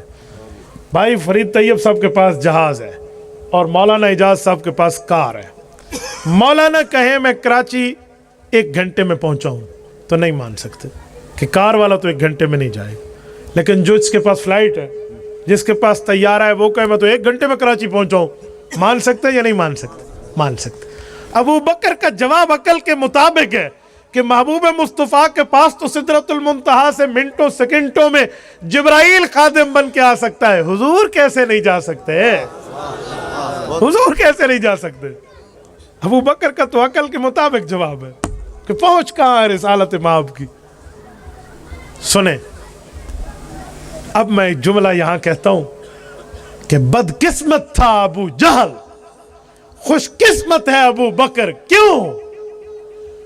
ابو جہل نے حضور کے منہ سے سنا نہیں مانا، اور ابو بکر نے ابھی حضور سے نہیں ابو جہل کے منہ سے سنا ہے، بن دیکھے حضور کی تصدیق کی ہے. اے تیری بدقسمتی ابو جہل، تو محمد مصطفیٰ کے منہ سے سن کے نہ مان سکا. خوش قسمتی ابو بکر کی، سلام عقیدت ابو بکر کو جو تجھ جیسے دشمن کے منہ سے حضور کی بات سن کے بن دیکھے مان گیا. تبھی تو 24ویں پارے کا پہلا صفحہ کہتا ہے والذی جاء بالصدق وصدق به اولئک هم المتقون. نعرہ تکبیر، شان صدیق اکبر، مصطفیٰ کا ہم سفر، ابو بکر ابو بکر مصطفیٰ کا ہم سفر. ابو بکر ابو بکر. خوش قسمتی ابو بکر کی. جب رسالت مآب علیہ السلام واپس تشریف لائے، یہ سفر معراج رات کے ایک حصے میں پورا ہوا. اب اس سفر معراج کی تمام حکمتوں کو مد نظر رکھ کے آپ کو اور مجھے کچھ سبق ملتے ہیں. اس معراج میں ایک سبق تو یہ ملتا ہے کہ غم آئے تو غم برداشت کرو، کوئی سی اچھے دینی جگہ کے سفر کا انتخاب کرو تو غم ختم ہو جاتا ہے، دل بہل جاتا ہے. ایک اور بھی ملتا ہے، وہ کیا ہے؟ جہاں بھی جاؤ، جتنے لمبے سفر پہ جاؤ، نماز نہیں چھوڑنی. ایک اور بھی سبق ملتا ہے، وہ کیا ہے؟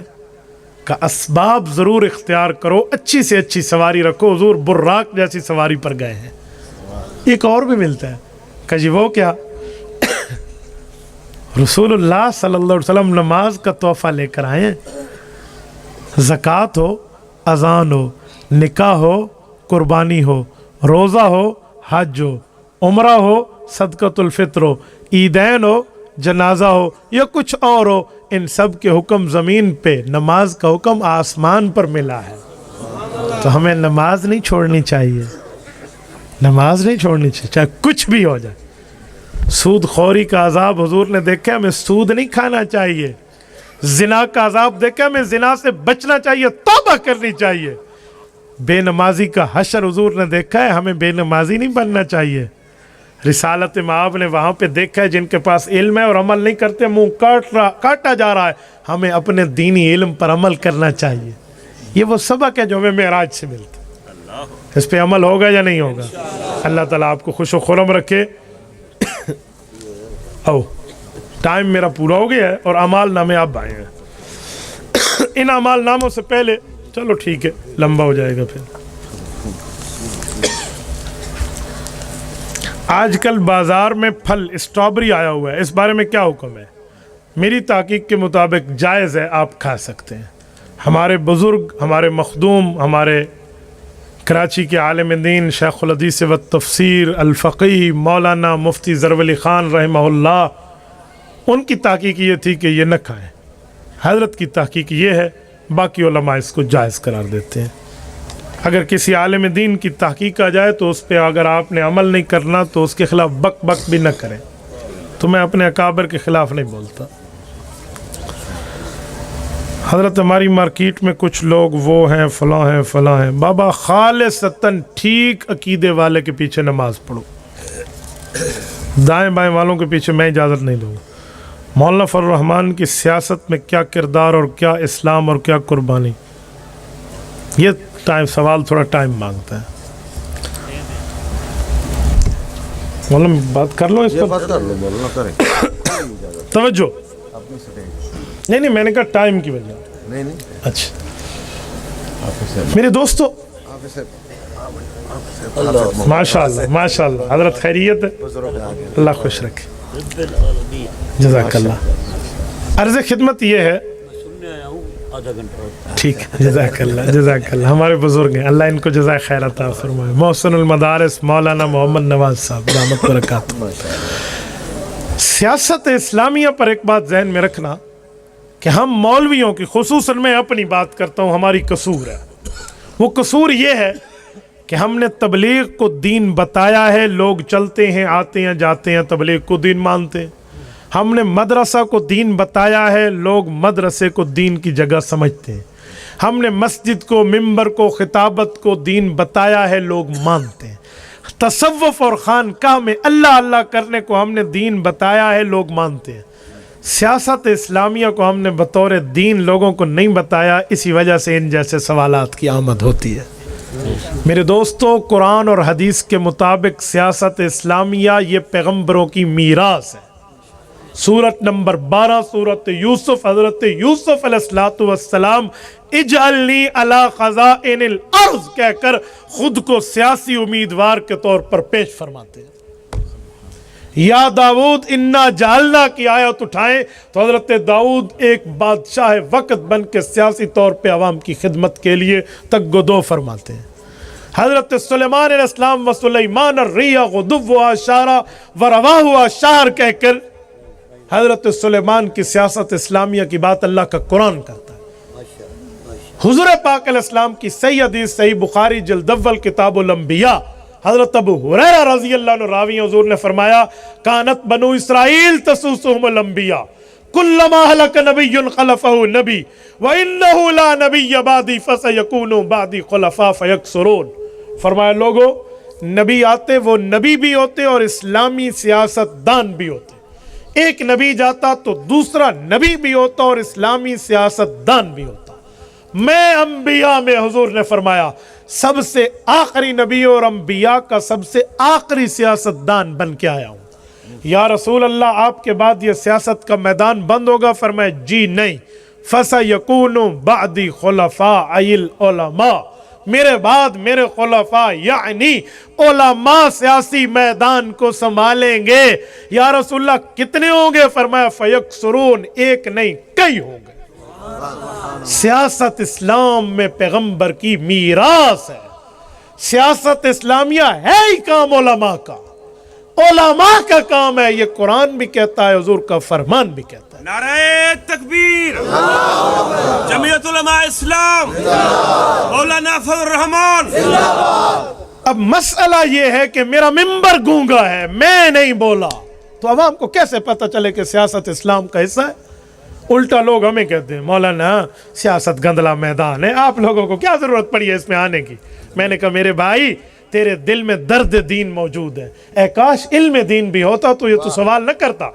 तेरे दिल में दर्द तो है कि उलमा वहां न जाए, लेकिन इल्म दीन हो तो तुझे पता चले कि वहां जाना ही उलमा का काम है, और तुम जैसे बंदों ने उलमा को वहां नहीं भेजा, इसी वजह से वो मैदान गंदला बना है। तुम उलमा को मुंतखब करके भेजते, ये साफ करके दिखाते हो। मैं दो मिसालें पेश करता हूँ और दोनों सैयद घराने से पेश करता हूँ। अमीर शरीयत सैयद अताउल्लाह शाह बुखारी भी सैयद हैं, और मुहद्दिस जलील अल्लामा यूसुफ बिन नूरी रहमहुल्लाह भी सैयद है। एक ने खत्म नबूवत की तहरीक 53 में चलाई है, एक ने 74 में चलाई है। 1953 की तहरीक अमीर शरीयत रहमहुल्लाह की क़यादत में है, 1974 की तहरीक मुहद्दिस यूसुफ बिन नूरी रहमहुल्लाह की क़यादत में है। हजरत बुखारी की तहरीक बहुत बड़ी तहरीक है, बड़ा नाम है यार।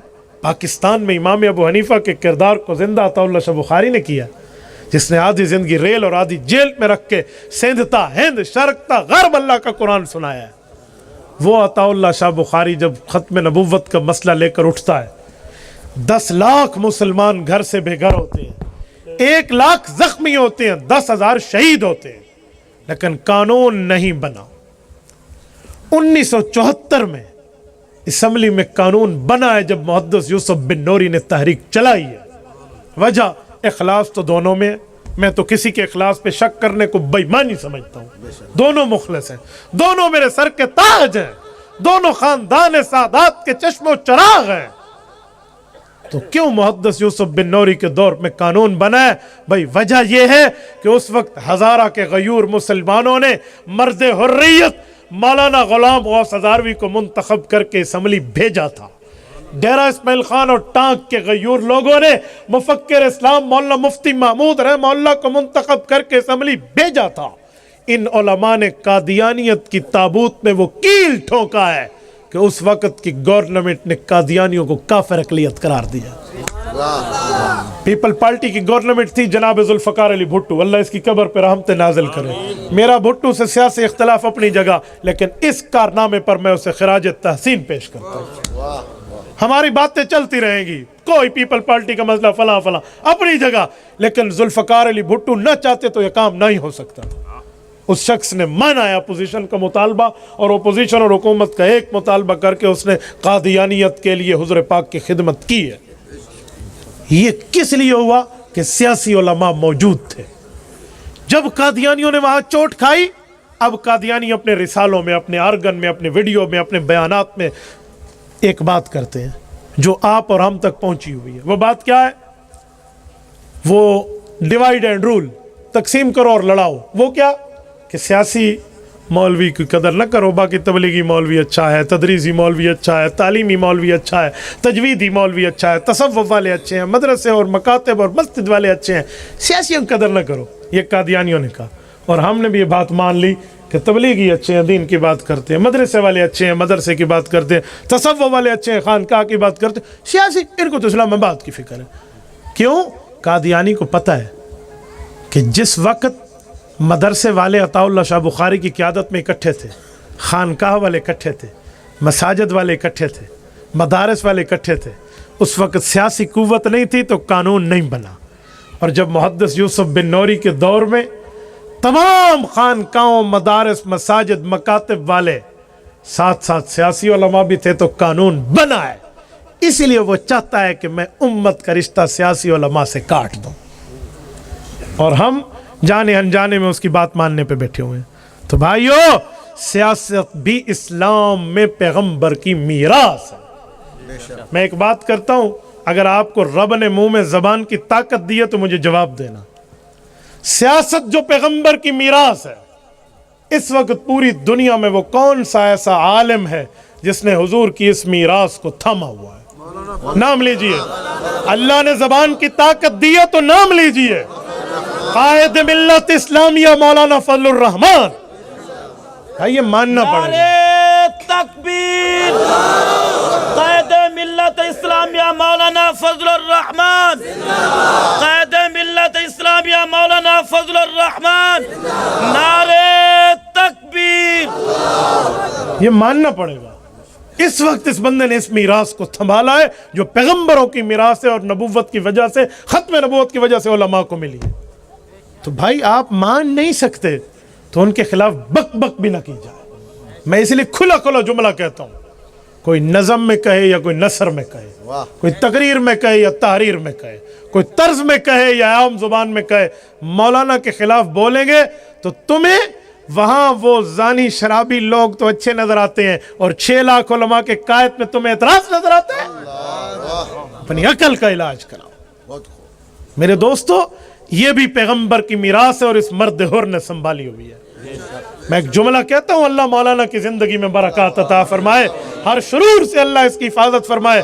اللہ نہ کرے جس دن یہ بابا جی چلا گیا میں پوچھوں گا کہ اب کیا ہے پیچھے. تم ڈھونڈتے پھرو گے بندہ، تم اس کی طاقت کو نہیں جانتے. یہ ہمارا سلیکٹڈ وزیر اعظم اسلام آباد میں بیٹھ کے محسن پاکستان ڈاکٹر عبدالقدیر رحمہ اللہ کے جنازے میں نہیں گیا، اسلام آباد میں بیٹھ کے. لیکن جب مولانا نے عدم اعتماد کے لیے حکومت کی دم پہ پاؤں رکھا ہے، اب گجرات کے چودھریوں کو وڈیرے پر، ان کے ڈیرے پر آ کر ان کی منتیں ترلے کر رہا ہے. تم مولانا کی طاقت کیا جانتے ہو؟ اب یہ وہاں رو رہے ہیں چودھریوں کے پاس. تو بھئی تمہیں اتنی ضرورت تھی تو عبدالقدیر خان کے جنازے میں کیوں نہیں گئے؟ تم بھی اسلام آباد میں تھے اور وہ بھی اسلام آباد میں تھا. عجیب بات ہے. اور مولانا کے رونے کی، مولانا کے مقابلے میں رونے والوں کی آوازوں کی، ان کی چیخوں سے پتہ چلتا ہے کہ مولانا کی طاقتیں کتنی ہیں. اور آپ نے 2013 میں ایک ویڈیو کلپ دیکھا ہوگا، نہیں دیکھا تو آپ میرے یوٹیوب چینل پر آئیے، مفتی عبدالواحد قریشی یوٹیوب پہ سرچ کیجئے. وفاقی وزیر کو ہم نے رگڑ کے جو جواب دیا ہے، اس جواب میں اس کلپ کا ایڈ ہم نے دے دیا ہے، آپ سن لینا. 2013 کے الیکشن سے پہلے قادیانیوں کے پاس یہ تحریک انصاف کی لڑکی Nadia Ramzan Chaudhry, head of the department London secretariat P T I, وہاں گئی اور قادیانیوں کے جو موجودہ خلیفہ ہے مرزا مسرور، جو مرزا طاہر کا بیٹا ہے، وہ مرزا ناصر کا بیٹا ہے، وہ مرزا بشیر الدین محمود کا بیٹا ہے اور وہ مرزا قادیانی کا بیٹا ہے. مرزا قادیانی کے 5ویں پوتے کے پاس گئی کہ ہمیں ووٹ دو. تو اس نے کہا نادیہ تو ایک لڑکی ہے، تیری جماعت کے چیئرمین عمران خان نے جب تحریک انصاف بنائی تو مجھ سے ووٹ مانگا اور میں نے اسے کہا کہ میں تمہیں ووٹ تو دوں، تو اسمبلی میں ہمیں حقوق دلوائے گا، لیکن یاد رکھنا. سرخ رومال حضرت نے کیا ہوا ہے، اس پیلے رومال کی طرف، وہ پگڑی کی طرف اشارہ کر کے کہتے ہیں قادیانیوں کا سربراہ کہ جب تک یہ پگڑی والا یعنی مولانا فضل الرحمان کہ جب تک یہ اسمبلی میں ہے تمہاری دال نہیں گل سکتی. مولانا فضل الرحمان سے 7 سمندر دور بیٹھا انگریز کا خود کاشتہ پودا اس پگڑی سے کانپ رہا ہے. اور میں حیران ہوں ان کاسالیس مولویوں پہ جو حکومتی ٹاؤٹ بنے پھرتے ہیں اور ویڈیو اور میڈیا پہ بیٹھ کے کہتے ہیں سیاسیوں کے اعلی کار نہ بنو. اور تو مولوی ہے تو بتا، ہمیں تبلیغ سناتے ہو، تدریس سناتے ہو، تعلیم سناتے ہو، تجوید سناتے ہو، تصوف سناتے ہو، تو سیاست کی آیات بھی سناؤ اور حدیث بھی سناؤ. یہ تو آپ نے کبھی نہیں سنائی ہمیں، اس پہ دلائل نہیں ہے، یہ پیغمبر کی میراث نہیں ہے، کبھی یہ بھی سنا دو. اس پر تو تمہاری زبانیں گنگ ہو جاتی ہیں. کیوں؟ میں کھلا کھلا کہتا ہوں، جو بندہ حق اہل حق بننا چاہتا ہے اسے یا مدرسہ بنانا پڑے گا یا مدرسے والوں کے لیے دعا کرنی پڑے گی. اہل حق بننا چاہتا ہے یا امام مسجد بننا پڑے گا یا امام مسجد کے لیے دعا کرنی پڑے گی. اہل حق رہنا چاہتا ہے یا خود تصوف کی خانقاہ اکابر کی اجازت سے چلانا پڑے گی یا تصوف والوں کے لیے دعا کرنی پڑے گی، یا خود تبلیغ کرنی پڑے گی یا تبلیغ والوں کے لیے دعا کرنی پڑے گی. اور اہل حق بننا چاہتے ہو تو سیاست اسلامیہ کرنی پڑے گی یا ان سیاستدان جمعیت علماء کے لیے دعا کرنی پڑے گی. تم سیاست بھی نہیں کرتے، دعا بھی نہیں کرتے، کتی چورانہ رلی کھڑوتی ہے. تم دعا بھی نہیں کرتے، سیاستدان جمعیت علماء کی قدردانی بھی نہیں کرتے، تمہاری دال کالی نہیں، تمہاری پوری دال کالی ہو چکی ہے۔ یہ کیا مسئلہ ہے؟ اور میں قسم سے کتنے دنوں سے اس بات پہ چل رہا ہوں، میں نے کہا جو تم ہمیں کہتے تھے نا ایسی اور علماء کی آپ ویلیو گھٹاتے تھے، میرے رب نے مجھے زندگی دی، میں گلی گلی میں ایسے افراد پیدا کر جاؤں گا جو تم سے سوال کریں گے کہ مولانا اگر تبلیغ دین کا حصہ ہے، تعلیم دین کا حصہ ہے، تجوید اور تصوف دین کا حصہ ہے، تو اسلامی سیاست دین کا حصہ کیوں نہیں ہے؟ پوچھیں گے نعرہ تکبیر! پاکستان کا مطلب کیا؟ پاکستان کا مطلب کیا؟ پاکستان کا مطلب کیا؟ وہ پوچھیں گے اور تمہیں جواب دینا پڑے گا۔ اس لیے کھلی کھلی بات ہے بھائیو، انبیاء کرام کی سیاست کی میراث جمعیت علماء نے سنبھالی ہے۔ اور میں آخری بات اس سوال پہ کروں، ہمارے کہنے پر لوگ مدرسوں میں زکوٰۃ دیتے ہیں، ہمارے کہنے پر صدقات دیتے ہیں، عطیات دیتے ہیں، پر کیا وجہ ہے کہ ہمارے کہنے پہ جمعیت علماء کو ووٹ کیوں نہیں دیتے؟ ہم نے کہا نہیں ہے، ہم نے بتایا نہیں ہے، ہم نے سنایا نہیں ہے، ہم نے سمجھایا نہیں ہے، ہم نے دلائل سے انہیں ریلائز کرایا نہیں ہے، ہم ریلائز کراتے وہ مانتے اور جمعیت علماء کی تائید کرتے۔ نعرہ تکبیر! دینی مدرسے مولانا اعجاز صاحب زندہ باد۔ جزاک اللہ۔ کیا مولانا وضو کے دوران باتیں کرنا جائز ہے؟ بھائی وضو کے دوران باتیں نہ کریں، کیونکہ وضو خود عبادت ہے۔ ایک عبادت میں ٹھہر کے دوسرے سے حال حوال کریں، لالا کیا حال ہے، چنگا ود ہے، اچھا ود ہے، یہ کیا ضرورت ہے بھائی؟ ایک عبادت ہے، آپ اس عبادت کو عبادت رکھیں۔ خودکشی کرنے والے کے لیے دعا کر سکتے ہیں، خودکشی کرنے والا عذاب بھگتنے کے بعد جنت۔ بھائی خودکشی کرنے والا کافر نہیں ہوتا، گناہ گار ہوتا، تو گناہ گار کے لیے تو دعا کر سکتے ہیں، آپ اس کا جنازہ بھی پڑھ سکتے ہیں۔ جو منع ہے نا کسی بڑی عالم دین شخصیت کو کہتے ہیں کہ اگر اس کا جنازہ پڑھے تو لوگ خودکشی کو جائز سمجھنے لگیں گے، تو اس لیے کوئی اتنا بڑا بندہ نہ جائے، عام مسلمان تو ضرور جائیں، تو کوئی مسئلہ نہیں ہے۔ باقی اللہ چاہے گا تو عذاب اس کا معاف فرما دے، ہے تو بہت بڑا جرم۔ قضا نماز گھر پر ادا کی جا سکتی ہے؟ جی ہاں، جب نماز قضا ہو گئی ہو تو پھر آپ گھر پہ ادا کر لیں۔ یہ پورا خط لکھ کے بھیجا نے، خدا انہوں حج تلے بجے۔ مفتی صاحب تشہد کی حالت میں کون سی دعائیں پڑھ سکتے ہیں؟ تو بھائی تشہد ہی پڑھ سکتے ہیں، التحیات للہ۔ کتنی پڑھ سکتے ہیں؟ جی جتنی آتی ہے آپ کو وہی التحیات پڑھ سکتے ہیں، کوئی آگے آپ بڑھا دیں گے؟ بھئی التحیات جہاں پوری ہوتی ہے ہو گئی، آگے لب پہ آتی ہے دعا بن کے تمنا میری پڑھو گے؟ خدا کے بندے، آپ نے التحیات ہی پڑھنی ہے۔ نماز میں پہلی رکعت میں سورۃ فیل، دوسری رکعت میں سورۃ المعون کیوں نہیں پڑھ سکتے؟ اصل یہ سوال یہ ہے کہ نماز میں جب ہم تلاوت کرتے ہیں تو ایک سورت کا وقفہ نہیں دینا چاہیے، 2 سورتوں کا وقفہ دینا چاہیے۔ تو یہ بھائی اسی لیے کہتے ہیں کہ بھائی 2 سورتوں کا وقفہ دے دے، تو 2 سورتوں کا دینا چاہیے، ایک کا نہ دیں۔ اگر آپ ایک کا دیں گے تو یہ شبہ پیدا ہوگا کہ آپ اس آیت کو نہیں پڑھنا چاہتے، کوئی خاص وجہ ہے، اس وجہ سے علماء 2 کا وقفے کی بات کرتے ہیں۔ استخارے کا آسان طریقہ بتائیں۔ اللہم انی استخیرک بعلمک واستقدرک بقدرتک واسألک من فضلک العظیم فإنک تقدر ولا۔ یہ پوری دعا بخاری شریف میں موجود ہے، آپ علماء سے لکھوا لیں، یہ استخارے کی دعا ہے، یہ آپ پڑھ لیں۔ 1 دن 2 دن زیادہ سے زیادہ 7 دن کے اندر آپ کے دل کا خیال ایک جگہ بیٹھ جائے گا، ہاں توبہ کر لیں، نہ تو مان لیں، بس یہ چیز ہے۔ اس کے لیے خواب دیکھنا ضروری نہیں ہے، دیکھ لیا تو ٹھیک ہے، نہ دیکھا تو ٹھیک ہے، اصل میں دل کا میلان چاہیے۔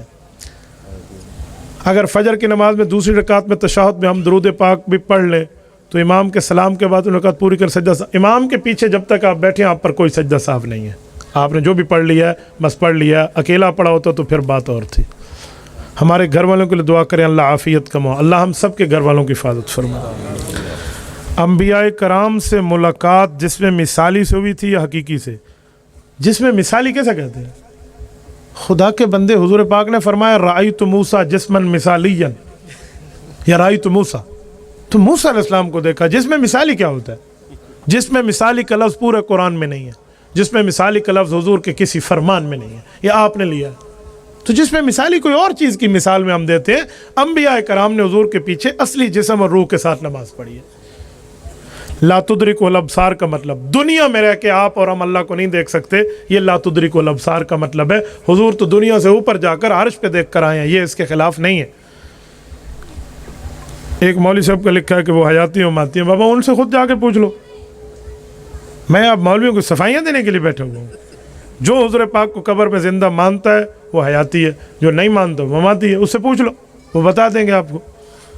ایک بندہ جس نے کہا میں مماتی نہیں، پھر کلما کی طلاق پر اس نے دستخط کیے، اس کے مماتیوں کے جھنڈے اٹھائے، موٹر سائیکل پہ لگائے، کہہ رہا ہے فلاں موقف پیش کر بتائیں، منافق مماتی ہے بھائی، ہے بچے سے، ٹھیک ہے، رول گول کھاتا، پتہ نہیں بیویوں کی کلما پہ بھی لفظ لکھ دیتے ہیں، پتہ نہیں اس نے ساتھ انشاءاللہ لکھ دیا ہو تو پھر تو طلاق کو وقوع نہیں ہوتا نا، اس نے مولوی والی کو کلی نکالی اور آپ کو نہ پتہ ہو تو اس لیے کسی اتھینٹک مولوی سے اس کو چیک کرائیں، کوئی باگھڑ جیاں بندہ ہوئے نا نپ گن سے کو۔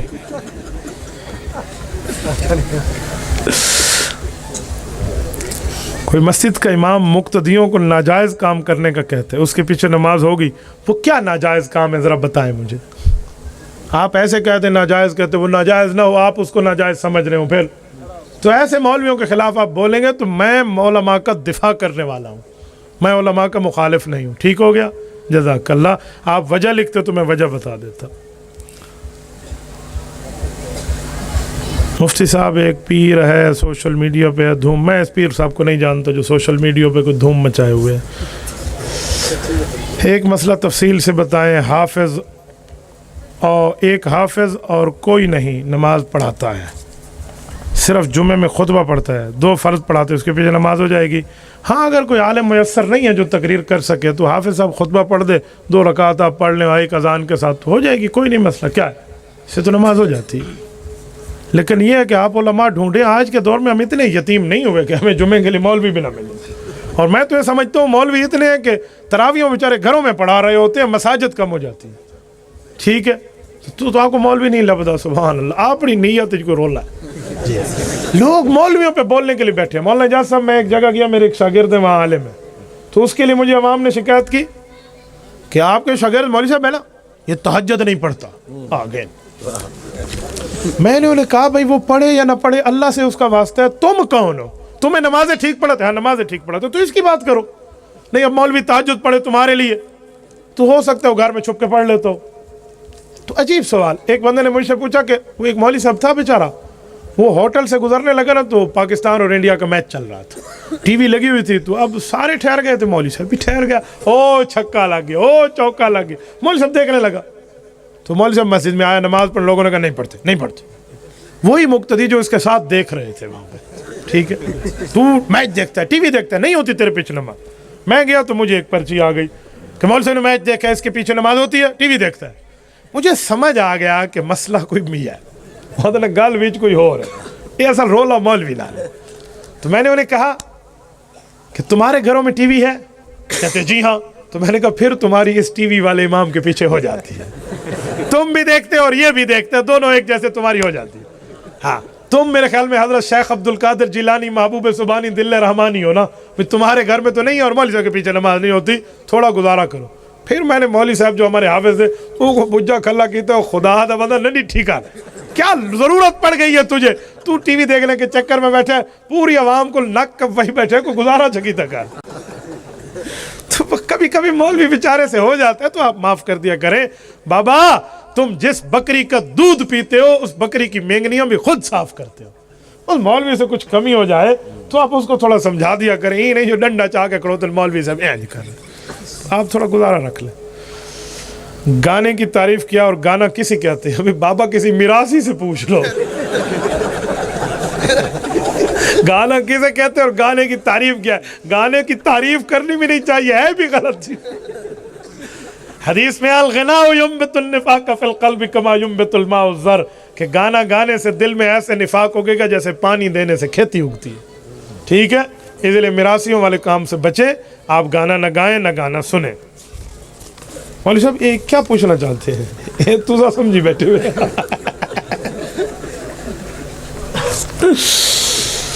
اچھا یہ سوال ہے، میں نے سمجھے کوئی اشتہار بھیجا ہے، ابو طالب کو حضرت ابو طالب کہنا ہے، کیسے کہنا ہے؟ بالکل جائز ہے، آپ حضرت ابو طالب کہہ سکتے ہیں، میں تو ان کا احترام کرتا ہوں۔ حضرت ابو طالب اس لیے کہتا ہوں انہوں نے حضور پاک علیہ الصلوۃ والسلام کی بڑی پرورش کی ہے، بڑی خدمت کی ہے، جناب حضرت ابو طالب ہم کہتے ہیں۔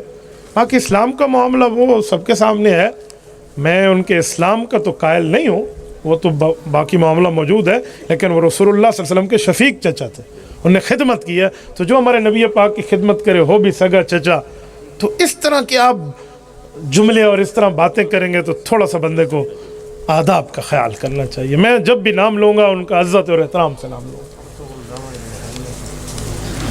अगर फजर की सुनते रह जाएं तो नमाज के फ़राइज़ के बाद पढ़ें या सूरज निकलने के बाद? हदीस पाक में बाद मा तत्लु शम्स, जब सूरज तुलू हो जाए उसके बाद पढ़ें, फ़र्ज़ों के बाद आप नहीं पढ़ सकते।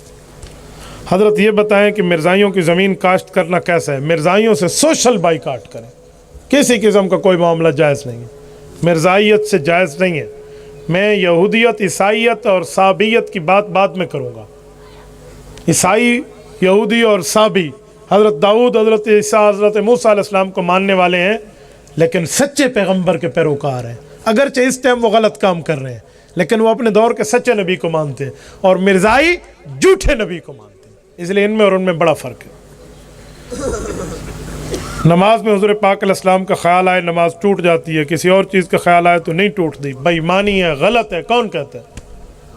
हम जब नमाज में अस्सलामु अलैका अय्युहन नबी कहते हैं तो किसका ख्याल आता है? हुज़ूर पाक अलैहिस्सलाम। अल्लाहुम्मा सल्लि अला अल्लाहुम्मा बारिक कहते हैं, किसका ख्याल आता है? हुज़ूर का। कौन कहते हैं हुज़ूर पाक अलैहिस्सलाम के ख्याल से नमाज टूटती है? एक शख्स ने मुझे कहा हज़रत थानवी ने लिखा है गधे घोड़े का ख्याल आए तो नमाज नहीं टूटती और हुज़ूर का आए तो टूटती है। मैंने कहा इन्ना लिल्लाहि व इन्ना इलैहि राजिऊन। झूठ बोलते हो तुम। ये हवाला हज़रत थानवी का दिखा दो। ये मेरे तीसरे ससुर ने मुझे मक्का मुकरमा से घड़ी तोहफ़ा भेजी है, मुझसे तोहफ़ा ले लो। वाह, ये माशाअल्लाह और जज़ाकल्लाह आपने घड़ी पे नहीं कहा। ठीक है, माशाअल्लाह जज़ाकल्लाह घड़ी पे नहीं कहा, आप समझे है ना। वो त्रीजे सौरे वाला लफ्ज़ खुश कर गया। तो नमाज ये कहते हैं दुआ कर लें अल्लाह हमारी दूसरी शादी करे। ऊंचा कहे ना ताकि तो कोई घर पहुंचेगा हाल। एक जासूस तो तुम्हारे नाल है बेटे सारे तशरीफ रखे सर जी। ठीक है, मैं आ दूँ। तो भाई दूसरी शादी के लिए अगर पहली के हुकूक आपने 100% पूरे किए हैं फिर वो आपको इजाज़त देगी। और आप पहली को भी 20 रुपए देकर कहें भैया मौत मोदी हुई नहीं तो वो कब करने देगी आपको दूसरी शादी? 20 देकर आप कहें 20 रुपए बहुत है, वो 20 मांगे तुम 100 दो, फिर पता चलेगा बाकी दूसरी शादी कर सकता है। ठीक है, ये वही हाल है। एक बंदा दुबई से आया और आकर कहा रेवड़ियाँ ले लो। मैं अल्लाह खलाना तू चकवाल तो है रेवड़ियाँ ले ला पे कोई दुबई वाला रियाल ते दिरम अपने बालों को लेंदे, तो दुबई वाला तो दिरम देते हैं अपने बच्चों को, तू रेवड़ियाँ देता फिर रहा। तो भाई आप पहली के साथ हुस्न सलूक करें, बेहतरीन माँ जबीन दिल नशीन हसीन रखें, इंशाअल्लाह ताला कोई मसला नहीं। मेरे ऊपर कल लोगों ने इस तरह फूल फेंके, जैसे ये फूल है। मैंने कहा ये फूल अपनी बीवी के ऊपर फेंको। मैंने कहा लोग कहते हैं ना कि ए फूल मेरी फूल को ये फूल दे देना, कहना कि तेरे फूल ने ये फूल दिया है। तो मुझे वो कहने लगे कि जी वो नहीं है, जिसकी बीवी नहीं है वो क्या करे? मैंने कहा वो अम्मा जी को फूल दे। जैसे तुसा समझिए वो ठीक, कोई नहीं। जोहर की जमात में बंदा शरीक हो गया, जमात के बाद वो पहले 2 सुन्नत पढ़े या 4, 2 और 4 में जो भी पहले पढ़े गुंजाइश मौजूद है। ठीक है, कोई मसला नहीं है। क़ज़ा नमाज का दुरुस्त तरीका ये है कि मैं क़ज़ा नमाज दोबारा लौटा रहा हूँ। 3 भाइयों की 3 बहनों से शादी हो सकती है, अगर हो सकती है तो कुछ लोग कहते हैं इनके घर में नुकसान है। ऐसी तो कोई बात नहीं है, ऐसी तो कोई बात। आप 3 भाई हैं और किस जगह 3 बहनें, आपकी शादी हो गई तो बहुत अच्छा है। 3 ससुरों की दावत नहीं करनी पड़ेगी, एक ही सास ससुर की दावत करनी। 10 सालों की शादी नहीं, दावत नहीं देनी होगी, एक ही घर में सारे साले बराबर हो जाएंगे। ज्यादा भड़वियां दे लोड़ न पोसे, एक के घर ही सारा काम पूरा। अंधा वंडे रेवड़ियां ते वल देवे आपको। ठीक है, एक ही घर में तो बहुत बेहतरीन माँ जबीन दिल नशीन हसीन मसला है भाई। मैं तो इसको अप्रिशिएट करता हूँ, करना चाहिए। ठीक है भाई, अल्लाह आपको खुश व खुर्रम रखे।